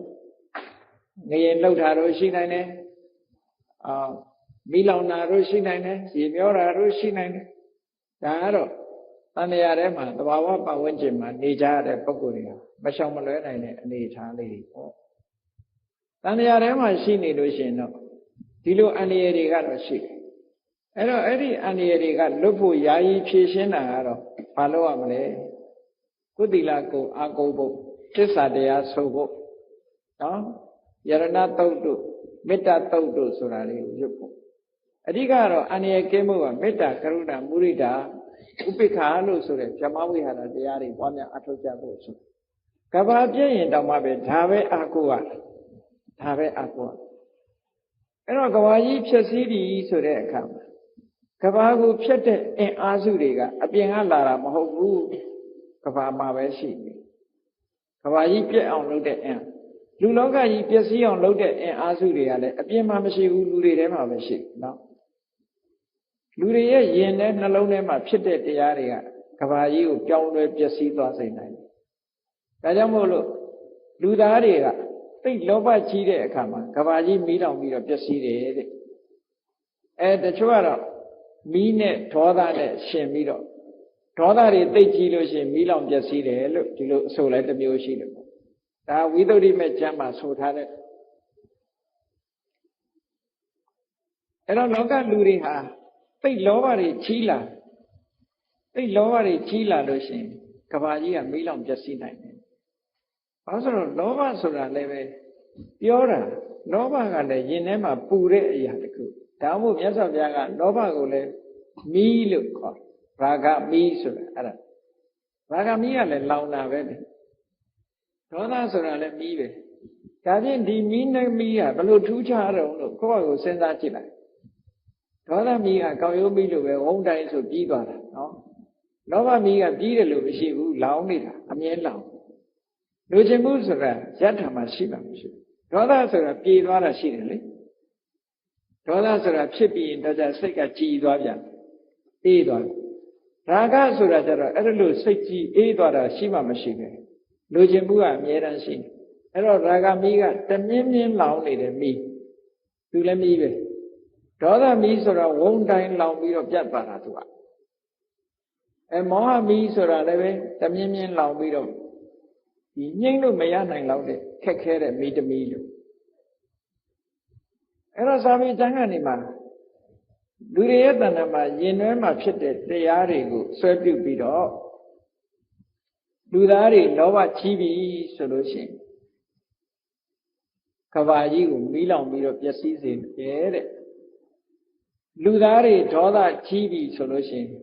ကဘာကြီးကိုရေလွှမ်းပြီးတော့ဖျက်ဆီးနိုင်တယ်တဲ့လူသားတွေမောဟကြီးပြီးတော့ဘာမှလူတွေဟာလှုပ်တဲ့နာနဲ့မလှုပ်တဲ့နာခွဲခြားမသိပဲနဲ့မလှုပ်တဲ့နာတွေလှုပ်တယ်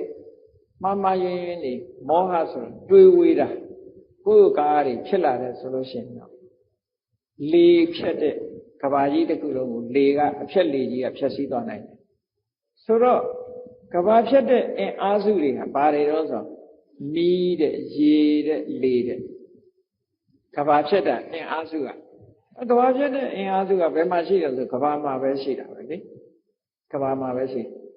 အဲ့ဒီကဘာဖြတ်တဲ့မီးဟာဘယ်သူကအခြေပြုတာတော့ဆိုလူတွေရဲ့ယင်ထဲမှာဖြစ်ပေါ်နေတဲ့ရာဂမီးကြောင့်မို့ ပို့ပြီးတော့အင်အားတွေဖြစ်ကဘာဖြစ်တဲ့ရေတွေဟာဘာကြောင့်ကဘာပေါ်မှာလွှမ်းနေလူတွေရဲ့ရင်ထဲမှာဖြစ်ပေါ်ပြီးတော့လာတဲ့ဒေါသတွေကြောင့်ကဘာဖြစ်တဲ့လေကြီးတွေဟာဘာကြောင့်အင်အားစုမိလာလဲဆိုရင်လူတွေရဲ့တဏ္ဍာမှာဖြစ်တဲ့မောဟကြောင့်ဒါကဝိသုဒ္ဓိမဲ့ကျမ်းမှာဒီလိုဆိုထားတဲ့စကားတစ်ခုနော်ကဘာဖြစ်ပြီးဖြစ်တော့မယ်ပြတ်တော့မယ်ဆိုလို့ရှိရင်ကဘာဖြစ်တဲ့ဟာရေရလေရမီးရပဲအချိန်များစွာဖြစ်တာမီးကဘာဖြစ်လို့လဲဆိုတော့လူတွေမှာလောဘကတောင်းကျမ်းတာများတာခုနမြတ်စွာဘုရားဟောတဲ့အထဲမှာမိစ္ဆာဓမ္မတို့အတ္တမရာဂတို့ဝိသမလောဘတို့မိစ္ဆာဓမ္မတို့ဆိုတာရာဂတွေကြီးပဲလေလောဘတွေကြီးပဲဒါကြောင့်မလို့အမြဲတမ်းလူတွေကိုလွှမ်းမိုးနေတာကရာဂပဲဖြစ်တယ်ဒါကြောင့်မလို့မိဖြတ်တဲ့ကဘာကအချိန်ပိုများတယ်ငယ်တဲ့မိဖြတ်တဲ့ကဘာကပိုပြီးတော့အချိန်များတယ်ပြီးတော့မှရေဖြတ်တဲ့ကဘာပြီးတော့လေဖြတ်တဲ့ကဘာတစ်ခါလာအဲ့တော့အဲ့လိုဖြစ်တဲ့အခါအခုဗဒ္ဒကဘာမှာအရိပတိယမြတ်စွာဘုရားပွင့်အောင်မှဖြစ်သည့်အတွက်ကြောင့်ဒီကနေ့ခေတ်လူသားတွေဟာအခုကြည့်ပေါ့တဖြည်းဖြည်းသက်တမ်းတွေတိုးလာတယ်ဆိုတာအမှန်တမ်းထင်ရှားတယ်သက်တမ်းတွေတိုးလာတယ်အမှန်တမ်းထင်ရှားတယ်လူတွေရဲ့အသက်တွေဟာတဖြည်းဖြည်းဆိုးရွားလာတဲ့အခါမှာနောက်ပိုင်းမှာဒီပိတ်ပြီးတက်တန်းတူလာတဲ့အခါလူတွေမှာဘာဖြစ်လာလို့ဆိုအမှန်တမ်းပြင်းထန်တဲ့အမုန်းစိတ်ဓာတ်တွေဖြစ်ပေါ်အဲ့ဒီအမုန်းစိတ်ဓာတ်တွေဖြစ်ပေါ်လာတာကိုအကြောင်းပြုပြီးတော့လက်နက်တွေအမျိုးစုံတီထွင်လာကြတယ်အစွမ်းထက်တဲ့လက်နက်တွေကိုအသုံးပြုပြီးတော့လူသားတွေဟာကိုယ်နေထိုင်တဲ့ကမ္ဘာကြီးကိုဖျက်ဆီးကြတာဒီတိုင်းပဲလားဖျက်ဆီးပြစ်ကြနောက်ဆုံးမှာတန်ဝေကတွေရပြီးတော့ကိုယ်စိတ်ကိုချိုးနှိမ်ပြီးတော့လောဘတွေကိုနှိပ်ကွက်ပြီးတယ်ဒေါသတွေကိုနှိမ်လာတယ်မောဟတွေကိုနှိမ်လာပြီးတော့ကိုယ်ချင်းတရားကိုပြန်ပြီးတော့တတိယလာတဲ့အခါမှာလူသားတွေရဲ့တတ္တဟာလည်းတဖြည်းဖြည်းပြန်ပြီးတော့တက်လာတယ်အဲ့ဒါလို့တက်လိုက်တာလူသားတွေကောင်းရင်ကောင်းသလောက်ဆိုပြီးတော့တတန်းကြီးကရှည်လိုက်တာအသင်ခြေထိအောင်ရှင်းလူဘဝမှာပြင်းနေအောင်နေရတဲ့အနေအထားမျိုးထိရောက်သွားအောင်မယ်အဲ့ဒီကနေတခါပြန်ပြီးတော့လူတွေအကျင့်စာရိတ္တပြတ်မှုကိုအကြောင်းပြုပြီးတတန်းတွေပြန်ဆုပ်လာတဲ့အခါတသိန်းတန်းအောက်ရောက်လို့အသက်ဟာ8000တန်းဆိုတဲ့အခါမှာအရိမတိယမြတ်စွာဘုရားပွက်မယ်တဲ့အဲ့ဒီအတွင်းထိအောင်တော့ဒီကဘာကြီးခုနကလို့ပြက်မယ်ဆိုတာတော့မဖြစ်နိုင်ဘူးပေါ့နော်ဒါဗုဒ္ဓဘာသာကျမ်းစာတွေကဘာကြီးကလုံးဝခုနတုန်းကမီးတို့ရေတို့လေတို့ကြောင့်ဖြစ်တာမျိုးမပြတ်ဘူးပေါ့ဒေသအလိုက်ငရင်လှုပ်လို့ပါရေလွှမ်းလို့ဒီလိုဟာမျိုးတော့ရှိမှာမရှိပဲမနေနိုင်ဘူးဒါတော့ရှိမှာအဲ့ဒါလို့အနည်း8000တန်းကြတော့အရိမတိယမြတ်စွာဘုရားပွင့်တဲ့အခါလူတွေဟာရွှေခေတ်ကိုပြန်ရောက်ပြီးတော့တရားဓမ္မတွေနဲ့အမှန်တမ်းငြိမ်းချမ်းပြီးတော့နေနောက်ပိုင်းမှာဒီလိုပဲပြန်ဆုတ်လာအောင်မှဆုတ်လာပြီးတော့လူတွေတက်တန်းတိုးလာတော့နောက်ဆုံးကြတော့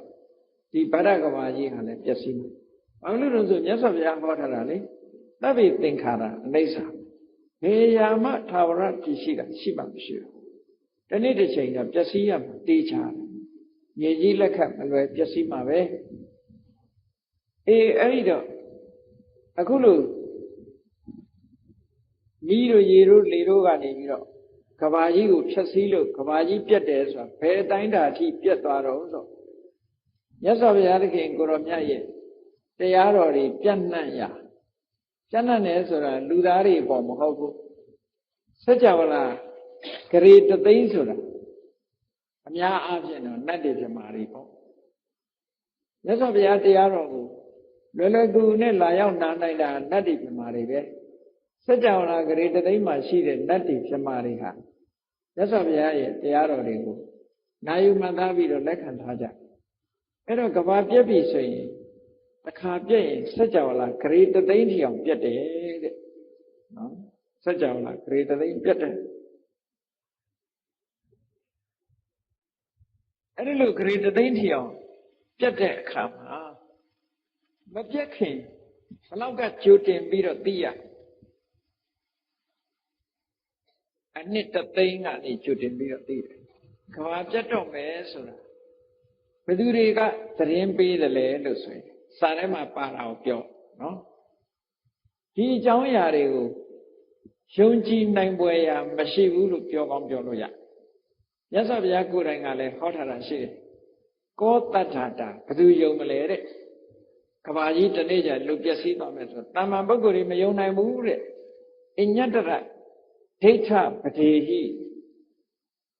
တရားဓမ္မကိုကောင်းကောင်းမြင်သွားတဲ့သောတပန်ပုဂ္ဂိုလ်ကလွဲရင်ဉာဏ်တဲ့ပုဂ္ဂိုလ်တွေကယုံနိုင်ပွဲရမရှိဘူးယုံရမှာမဟုတ်ဘူးသောတပန်ဖြစ်ရင်တော့ယုံပြီပေါ့နော်ရသော်ဗျာဒီလိုဟောတာရှိတယ်အညတ္တရဒိဋ္ဌပတိဟိသစ္စာလေးပါးအမှန်တရားကိုသိထားတဲ့ပုဂ္ဂိုလ်ကအေးတနေ့ပြည့်မယ်ဆိုတာသူကလက်ခံပြီးသားအနိစ္စသဘောတရားကိုကောင်းကောင်းသိထားတဲ့ပုဂ္ဂိုလ်ကတနေ့ပြည့်တယ်ဆိုတာဟုတ်တယ်ပြည့်ကိုပြည့်လုံးဝလက်ခံတယ်လုံးဝယုံတယ်ကျန်တဲ့ပုဂ္ဂိုလ်တွေကတန်တရားရှိကောင်းရှိလိမ့်မယ်ဒီလိုဆိုလို့နော်ကောမန္တာကောတတ္ထာတာကဘာကြီးတနေ့ကျပြတ်မယ်ဆိုရင်ဘယ်သူသိကြည့်ဘယ်သူကယုံကြည်မလဲဆိုဘယ်သူမှယုံမှာမဟုတ်ဘူးတဲ့သို့သောသောတပန်ပုဂ္ဂိုလ်တွေကလွဲတဲ့တမ္မာပုဂ္ဂိုလ်တွေဘယ်သူမှယုံမှာမဟုတ်ဘူးသောတပန်ပုဂ္ဂိုလ်ကယုံနေလို့ဘယ်လိုဆိုရဲရသော်အဲ့ဒီမှာကဘာပြတ်တော့မယ်ဆိုရင်ရုပ်ချင်းကောက်ပြီးတော့ပြတ်တာမဟုတ်ဘူးလောကဗျူဟာလို့ဆိုတဲ့ကာမဘုံကနတ်တွေသတင်းပေးတဲ့နတ်တွေရှိတယ်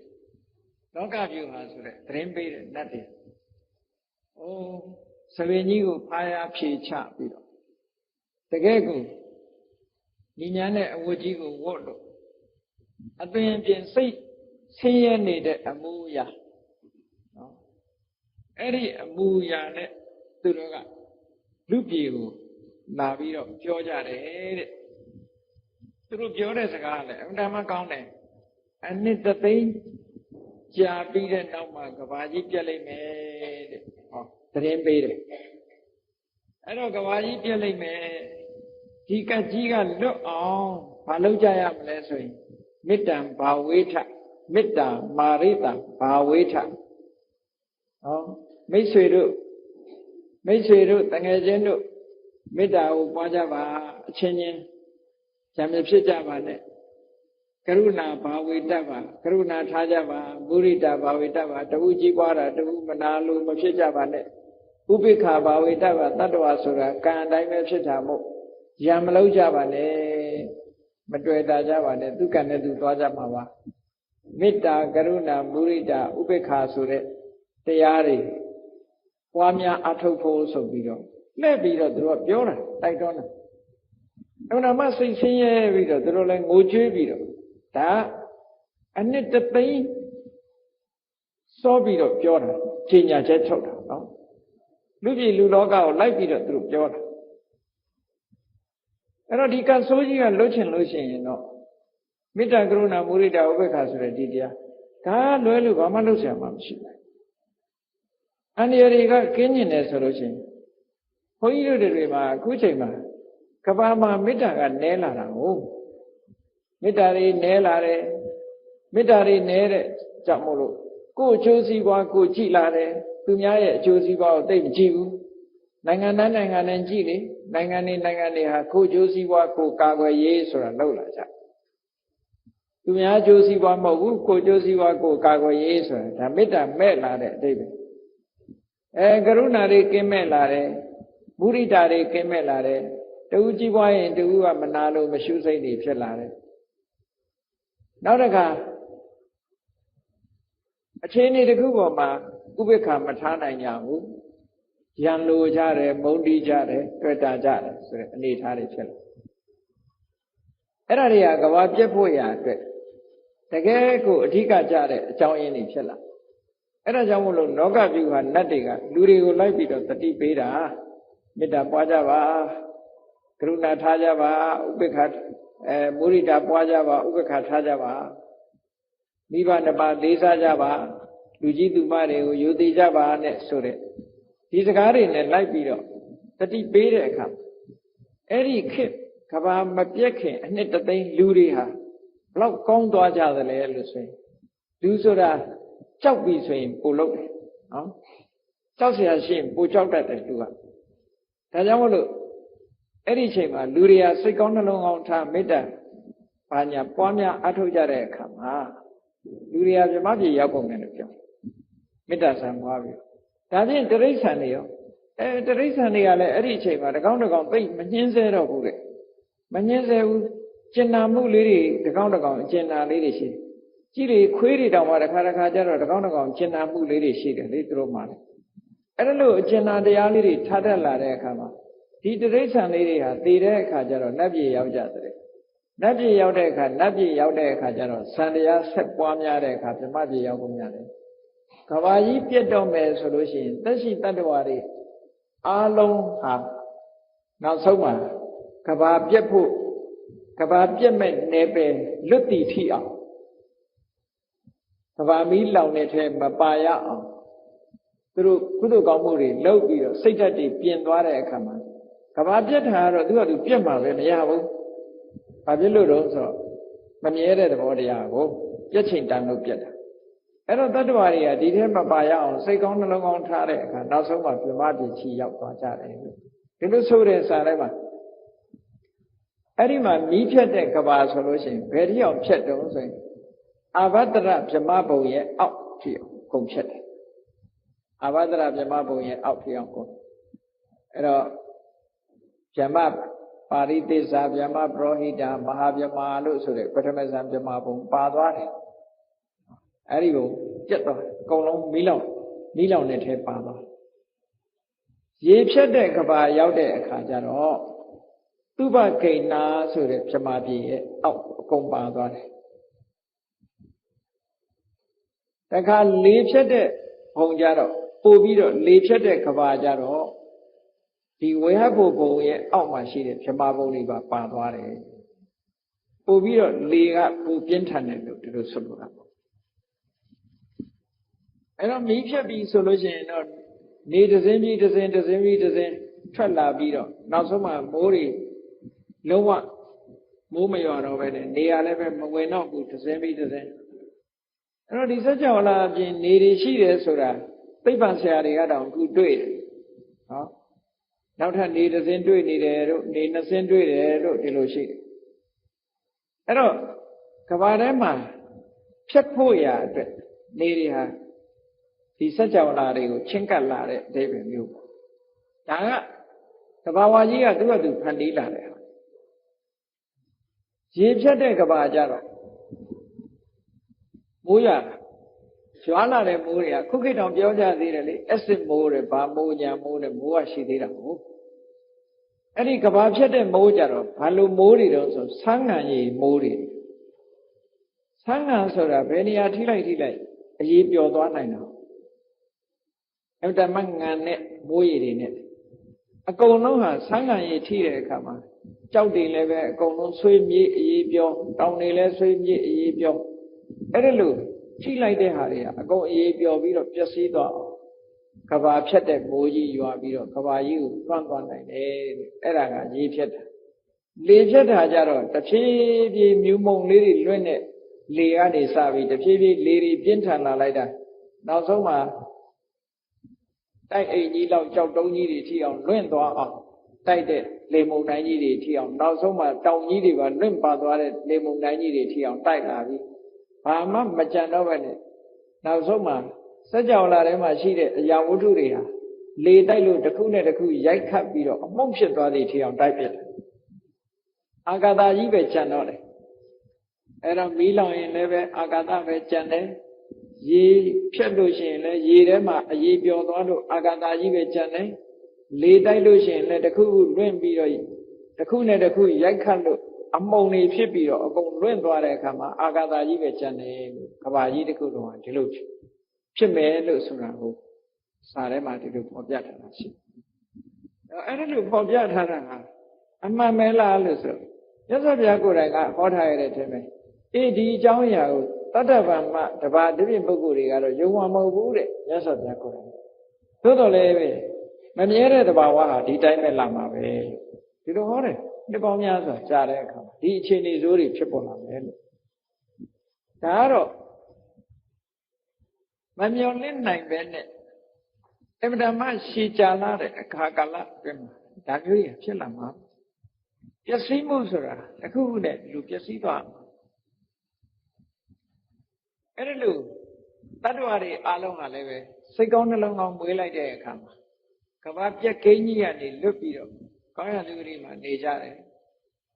တချို့စာထဲမှာတော့ရေးထားတာရှိတယ်ဒီကဘာပြောင်းခံရတယ်ဆိုတဲ့အမှန်တမ်းဆိုးဝါးတဲ့ပြစ်မှုကြီးတွေကြီးလွန်တဲ့ဒီနိဒမိစ္ဆာဒိဋ္ဌိဆိုတဲ့ဒီကံကံကြီးကျိုးလုံးဝညှင်းပယ်တဲ့အယူဆခေါင်းမာတဲ့ပုဂ္ဂိုလ်တွေကလည်းတဏှာဝကလွန်လန်းမရှိတော့အဲ့ဒါလိုပုဂ္ဂိုလ်မျိုးကလည်းပဲကြောင်းပြီးတော့ခံရတာရှိတဲ့အဲ့တော့ဒီစัจ java လာအတွင်းမှာရှိတဲ့ငရဲသားတွေလည်းအားလုံး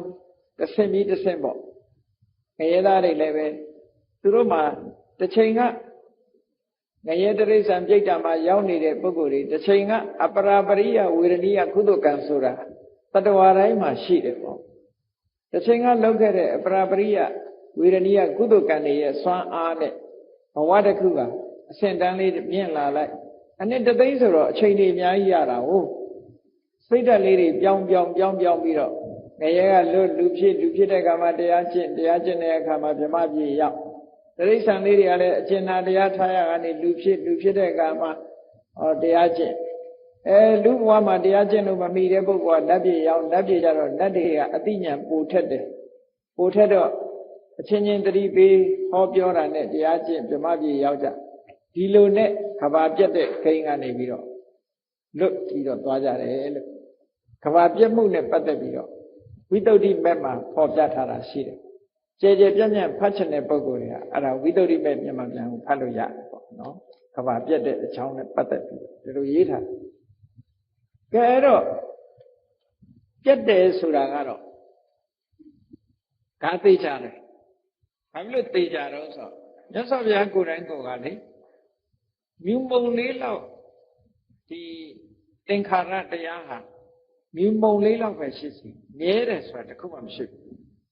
အားလုံးကပျက်စီးတာအနိစ္စသဘောတရားအရာဘယ်အရာမှမမြဲဘူးလို့မြတ်စွာဘုရားဒီလိုဟောခဲ့တယ်အဲ့တော့ဒီနေ့တစ်ချိန်ပြည့်မယ်ဆိုတာကတော့ဒါကျိန်းနေပဲကဲကောင်းပြီအဲ့ဒီလိုပြည့်မယ်ဆိုတဲ့အခါမှာဘုန်းကြီးတို့တွေကဘာတွေလောက်ကြမလဲတဏှာထဲမှာရောက်ပြီးတော့ဘဝတစ်ခုရထားလို့ရှိရင်အဲ့ဒါလို့ကဆုကပ်ပေးတွေတဏှာထဲမှာနေလို့ရှိရင်တော့ချုပ်သွေးပါဖြစ်တယ်အဲ့ဒါတွေကအခုလို့တဏှာထဲမှာကဘာပြတ်တာနဲ့လည်းကျုံတယ်ကဆုကပ်ပေးတွေနဲ့လည်းကျုံတယ်အဲ့ဒါလို့တဏှာထဲမှာဒီလိုအဆိုးတွေနဲ့ကျုံနေရတာဘာကြောင့်လဲလို့ဆိုတဲ့အခါမှာမြတ်စွာဘုရားကထောက်ပြတယ်တကယ့်ကိုမြင့်မြတ်တဲ့သီလဆိုတာကိုမကျင့်သုံးလို့တကယ့်ကိုမြင့်မြတ်တဲ့သမာဓိတရားကိုယ်တဏ္ဍာမှာမဂိမ်းလို့တကယ့်ကိုမြင့်မြတ်တဲ့အသိပညာကိုယ်တဏ္ဍာမှာမရှိလို့တကယ့်ကိုမြင့်မြတ်တဲ့ဝိမု ക്തി ဆိုတဲ့အရတ္တမေအရတ္တဖို့တရားမိမိတို့ရအောင်မလုံနိုင်လို့ဒါတွေခံရတာလို့မြတ်စွာဘုရားဒီလိုဟောတယ်တော့အင်္ဂုတ္တရနိကေမှာမြတ်စွာဘုရားဟောထားတာဒါအမတ္တမအရင်ကြတယ်ပေါ့ဆိုလိုတာကသီလရဲ့သမာဓိရဲ့ပညာရဲ့လို့ဒီလိုမြတ်စွာဘုရားဟောလိုက်တဲ့စကားဟာအမတ္တဗုဒ္ဓိကသုတ်မှာဘေးတွေကနေလွတ်ချင်လို့ရှင်ဘာလို့ရမလဲဆိုရင်မဂ္ဂင်၈ပါးကိုကျင့်ဆိုတဲ့စကားနဲ့ဒါလုံးဝတူတူပဲမဂ္ဂင်၈ပါးဆိုတာလေသီလရဲ့သမာဓိရဲ့ပညာရဲ့ပဲအဲ့တော့မဂ္ဂင်၈ပါးကျင့်ဆိုတာနဲ့သီလသမာဓိပညာပြည့်စုံအောင်လုပ်ဆိုတာတထပ်တည်းပဲဖြစ်တယ်ပေါ့အဲ့တော့အဲ့ဒီမှာဘုန်းကြီးတို့တွေ ဒီလိုတဏှာဝိဆိုးတွေကနေလွတ်ကင်းဖို့လွတ်ချင်တယ်လွတ်ကင်းကျင်တယ်ဆိုလို့ရှိရင်ကိုအားကိုးရမှာပါလဲလို့ဆိုရင်သီလရဲ့သမာဓိရဲ့ပညာရဲ့ဖွဲ့စည်းထားတဲ့မဂ္ဂင်၈ပါးအကျင့်တရားကိုကျင့်ကြံကြိုးကိုအားထုတ်ခြင်းဖြင့်ရလာမဲ့လွတ်မြောက်မှုဆိုတဲ့အရတ္တဖို့ဒါအရေးကြီးဆုံးပဲဒါကြောင့်မို့မြတ်စွာဘုရားကအဲ့ဒီသုတ်တံမှာသီလံသမာဓိပညာစဝိမု ക്തി စအနုတ္တရာအနုဗုဒ္ဓဣမိဓမ္မာခောရမေနယတတိနာလို့ဆိုပြီးတော့ဝိမု ക്തി သီလသမာဓိပညာဝိမု ക്തി ဒီတရားလေးမျိုးကိုအဓိကထားဟောတယ်အဲ့တော့ဒီနေရာမှာစမ်းမိလို့ပြောရမယ်ဆိုလို့ရှိရင်ဝိသုဒ္ဓိမဲ့ကျမ်းကြီးခုကဘာမှာစံပြုရတဲ့သာသနာမှာကမ္မထန်တရားအားထုတ်ခြင်းတဲ့ပုဂ္ဂိုလ်တိုင်းလက်ဆွဲပြုရဝိသုဒ္ဓိမဲ့ကျမ်းကြီးဆိုတာရှိဝိသုဒ္ဓိမက္ခအဲ့ဒီဝိသုဒ္ဓိမဲ့ကျမ်းကြီးဆိုတာဘာကိုဖွင့်တာတော့လို့ဆိုရင်တိလေပဋိဌာယနရောတပ္ပညောစိတ်တံပညင်္စဘာဝယအာတာပိနိဘကောဘိက္ခုသောဣမံဝိစတယေစတံဆိုတဲ့ဒီဂါထာလေးတစ်ပုဒ်ကိုဖွင့်တယ်အဲ့ဒီဂါထာလေးထဲမှာဘာပါတာတော့ဆိုသီလပါတယ်စိတ်ဓာတ်လို့ခေါ်တဲ့သမာဓိအကြောင်းပါတယ်ပညာပါတယ်ဆိုလိုတာကမြတ်စွာဘုရားရဲ့ဒီကျင့်စဉ်ဟာဒါပဲဘယ်ခါပဲဖြစ်ဒါပဲသီလသမာဓိပညာအဲ့ဒါကိုဝိသုဒ္ဓိမက္ခလို့ဆိုပြီးတော့ရှင်မဘုရဂောသကထက်ကရာကျင့်စဉ်ကြီးတစ်ခုကိုအကုန်လုံးတွင်းပြီးတော့ရေးထားတယ်အဲ့သူနဲ့အပြိုင်ရှင်မဘုရဂောသနဲ့အပြိုင်ရေးတဲ့ဝိမု ക്തി မက္ခဆိုတဲ့ကျမ်းရှိသေးတယ်အဲ့ဒီဝိမု ക്തി မက္ခကတော့အခုပြောတဲ့ဂါထာကိုဥတည်ရေးတယ်လို့ပြောကြတယ်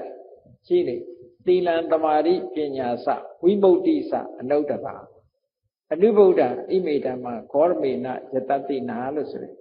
သီလသမာဓိအများဆုံးဖြစ်တဲ့သီလသမာဓိပညာအများဆုံးဖြစ်တဲ့ဝိမု ക്തി တရား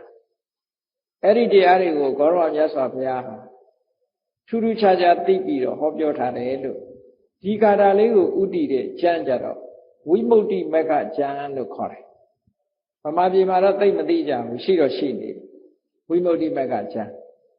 ဝိသုဒ္ဓိမက္ခကျမ်းရှိတယ်လို့ဝိမု ക്തി မက္ခကျမ်းဆိုတာလည်းရှိတယ်အဲ့ဒီကျမ်းနှစ်ကျမ်းလုံးဟာအခြေခံဖွင့်ဆိုမှုကတော့သီလရဲ့သမာဓိရဲ့ပညာရဲ့ဒါကိုဖွင့်လာကြည့်တယ်အကုန်လုံးအဲ့တော့မြတ်စွာဘုရားသခင်ကိုရောမြတ်ဟောကြားတော်မူခဲ့တဲ့မဂ္ဂင်၈ပါးအကျင့်တရားဆိုတာလေသီလသမာဓိပညာပဲလောကလူတွေရဲ့တဏ္ဍာမှာတဏှာကနေဆွဲထင်လာတဲ့ကဘာကိုပျက်စီးစေနိုင်လောက်အောင်အင်အားတွေကိုပေးတဲ့လောဘဒေါသမောဟဆိုတဲ့ဒီကိရိတာအညစ်အကြေးတွေကိုဖယ်ရှားပစ်ဖို့ဆိုတာလွယ်လွယ်နဲ့ဖယ်လို့ရတာမဟုတ်ဘူးအဲ့ဒါတွေဖယ်ဖို့အတွက်မလုပ်ရမလဲလို့ဆိုရင်သီလကျင့်စဉ်ကျင့်ရမယ်သမာဓိကျင့်စဉ်ကျင့်ရမယ်ဟောပညာကိုရတော့ဒီဟာဘာလို့လဲဆိုတော့ကိရိတာကလည်း30ရှိတာဘုန်းကြီးတို့တွေရဲ့တဏ္ဍာမှာကိရိတာက30ရှိပထမကဖြစ်နိုင်တဲ့အနေအထားpositive လို့ခေါ်တယ်ဖြစ်နိုင်တဲ့အနေအထားဒါကိုစာလို့ပြောရင်အနုတ္တယအနုတ္တယဆိုတာအကြောင်းတိုက်ဆိုင်လာရင်ဖြစ်လာမဲ့အနေအထားတစ်ခုမိจิตဖူးထဲမှာမိဖြစ်နိုင်တဲ့အနေအထားရှိတယ်လို့ရှိနေတဲ့အနေအထားတစ်ခုကိုဒါအနုတ္တယလို့ပြောအာယုန်နဲ့စိတ်နဲ့တွေ့လို့ရှိရင်ပေါ်လာနိုင်တဲ့အနေအထားကဲမိจิตဖူးလေးထဲမှာမီးတော့မရှိဘူးသို့တော့နောက်ထပ်အကြောင်းတစ်ခုထပ်ထည့်လိုက်မယ်ဆိုရင်မီးပွင့်လာအဲ့ဒီလိုဖြစ်နိုင်တဲ့အနေအထားတစ်ခုကြောက်တုံးတစ်ခုကောက်ချစ်လို့ကတော့ဘယ်မီးပွင့်မလဲဒုတ်ချောင်းကောက်ပြီးတော့လက်နဲ့ဖိလို့ကတော့မဖြစ်ဘူးပေါ့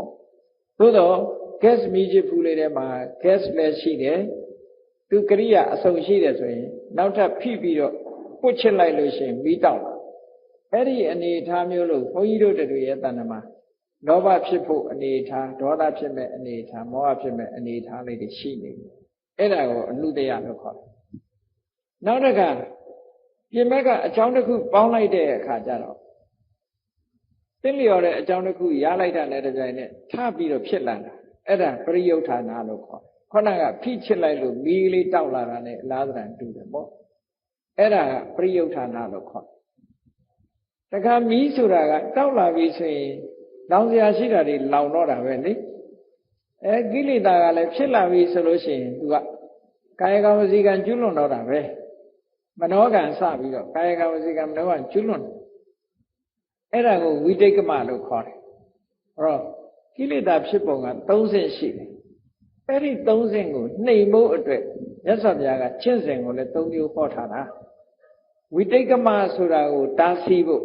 ခုနကမိဟာလျှောက်ပြီးတော့ဒီပေါ်လာပြီးတဲ့နောက်လျှောက်လောင်တာမျိုးတွေဖြစ်တာကိုဝိတိတ်ကမအဲ့ဒီဝိတိတ်ကမကိလေသာကိုတားဆီးဖို့အတွက်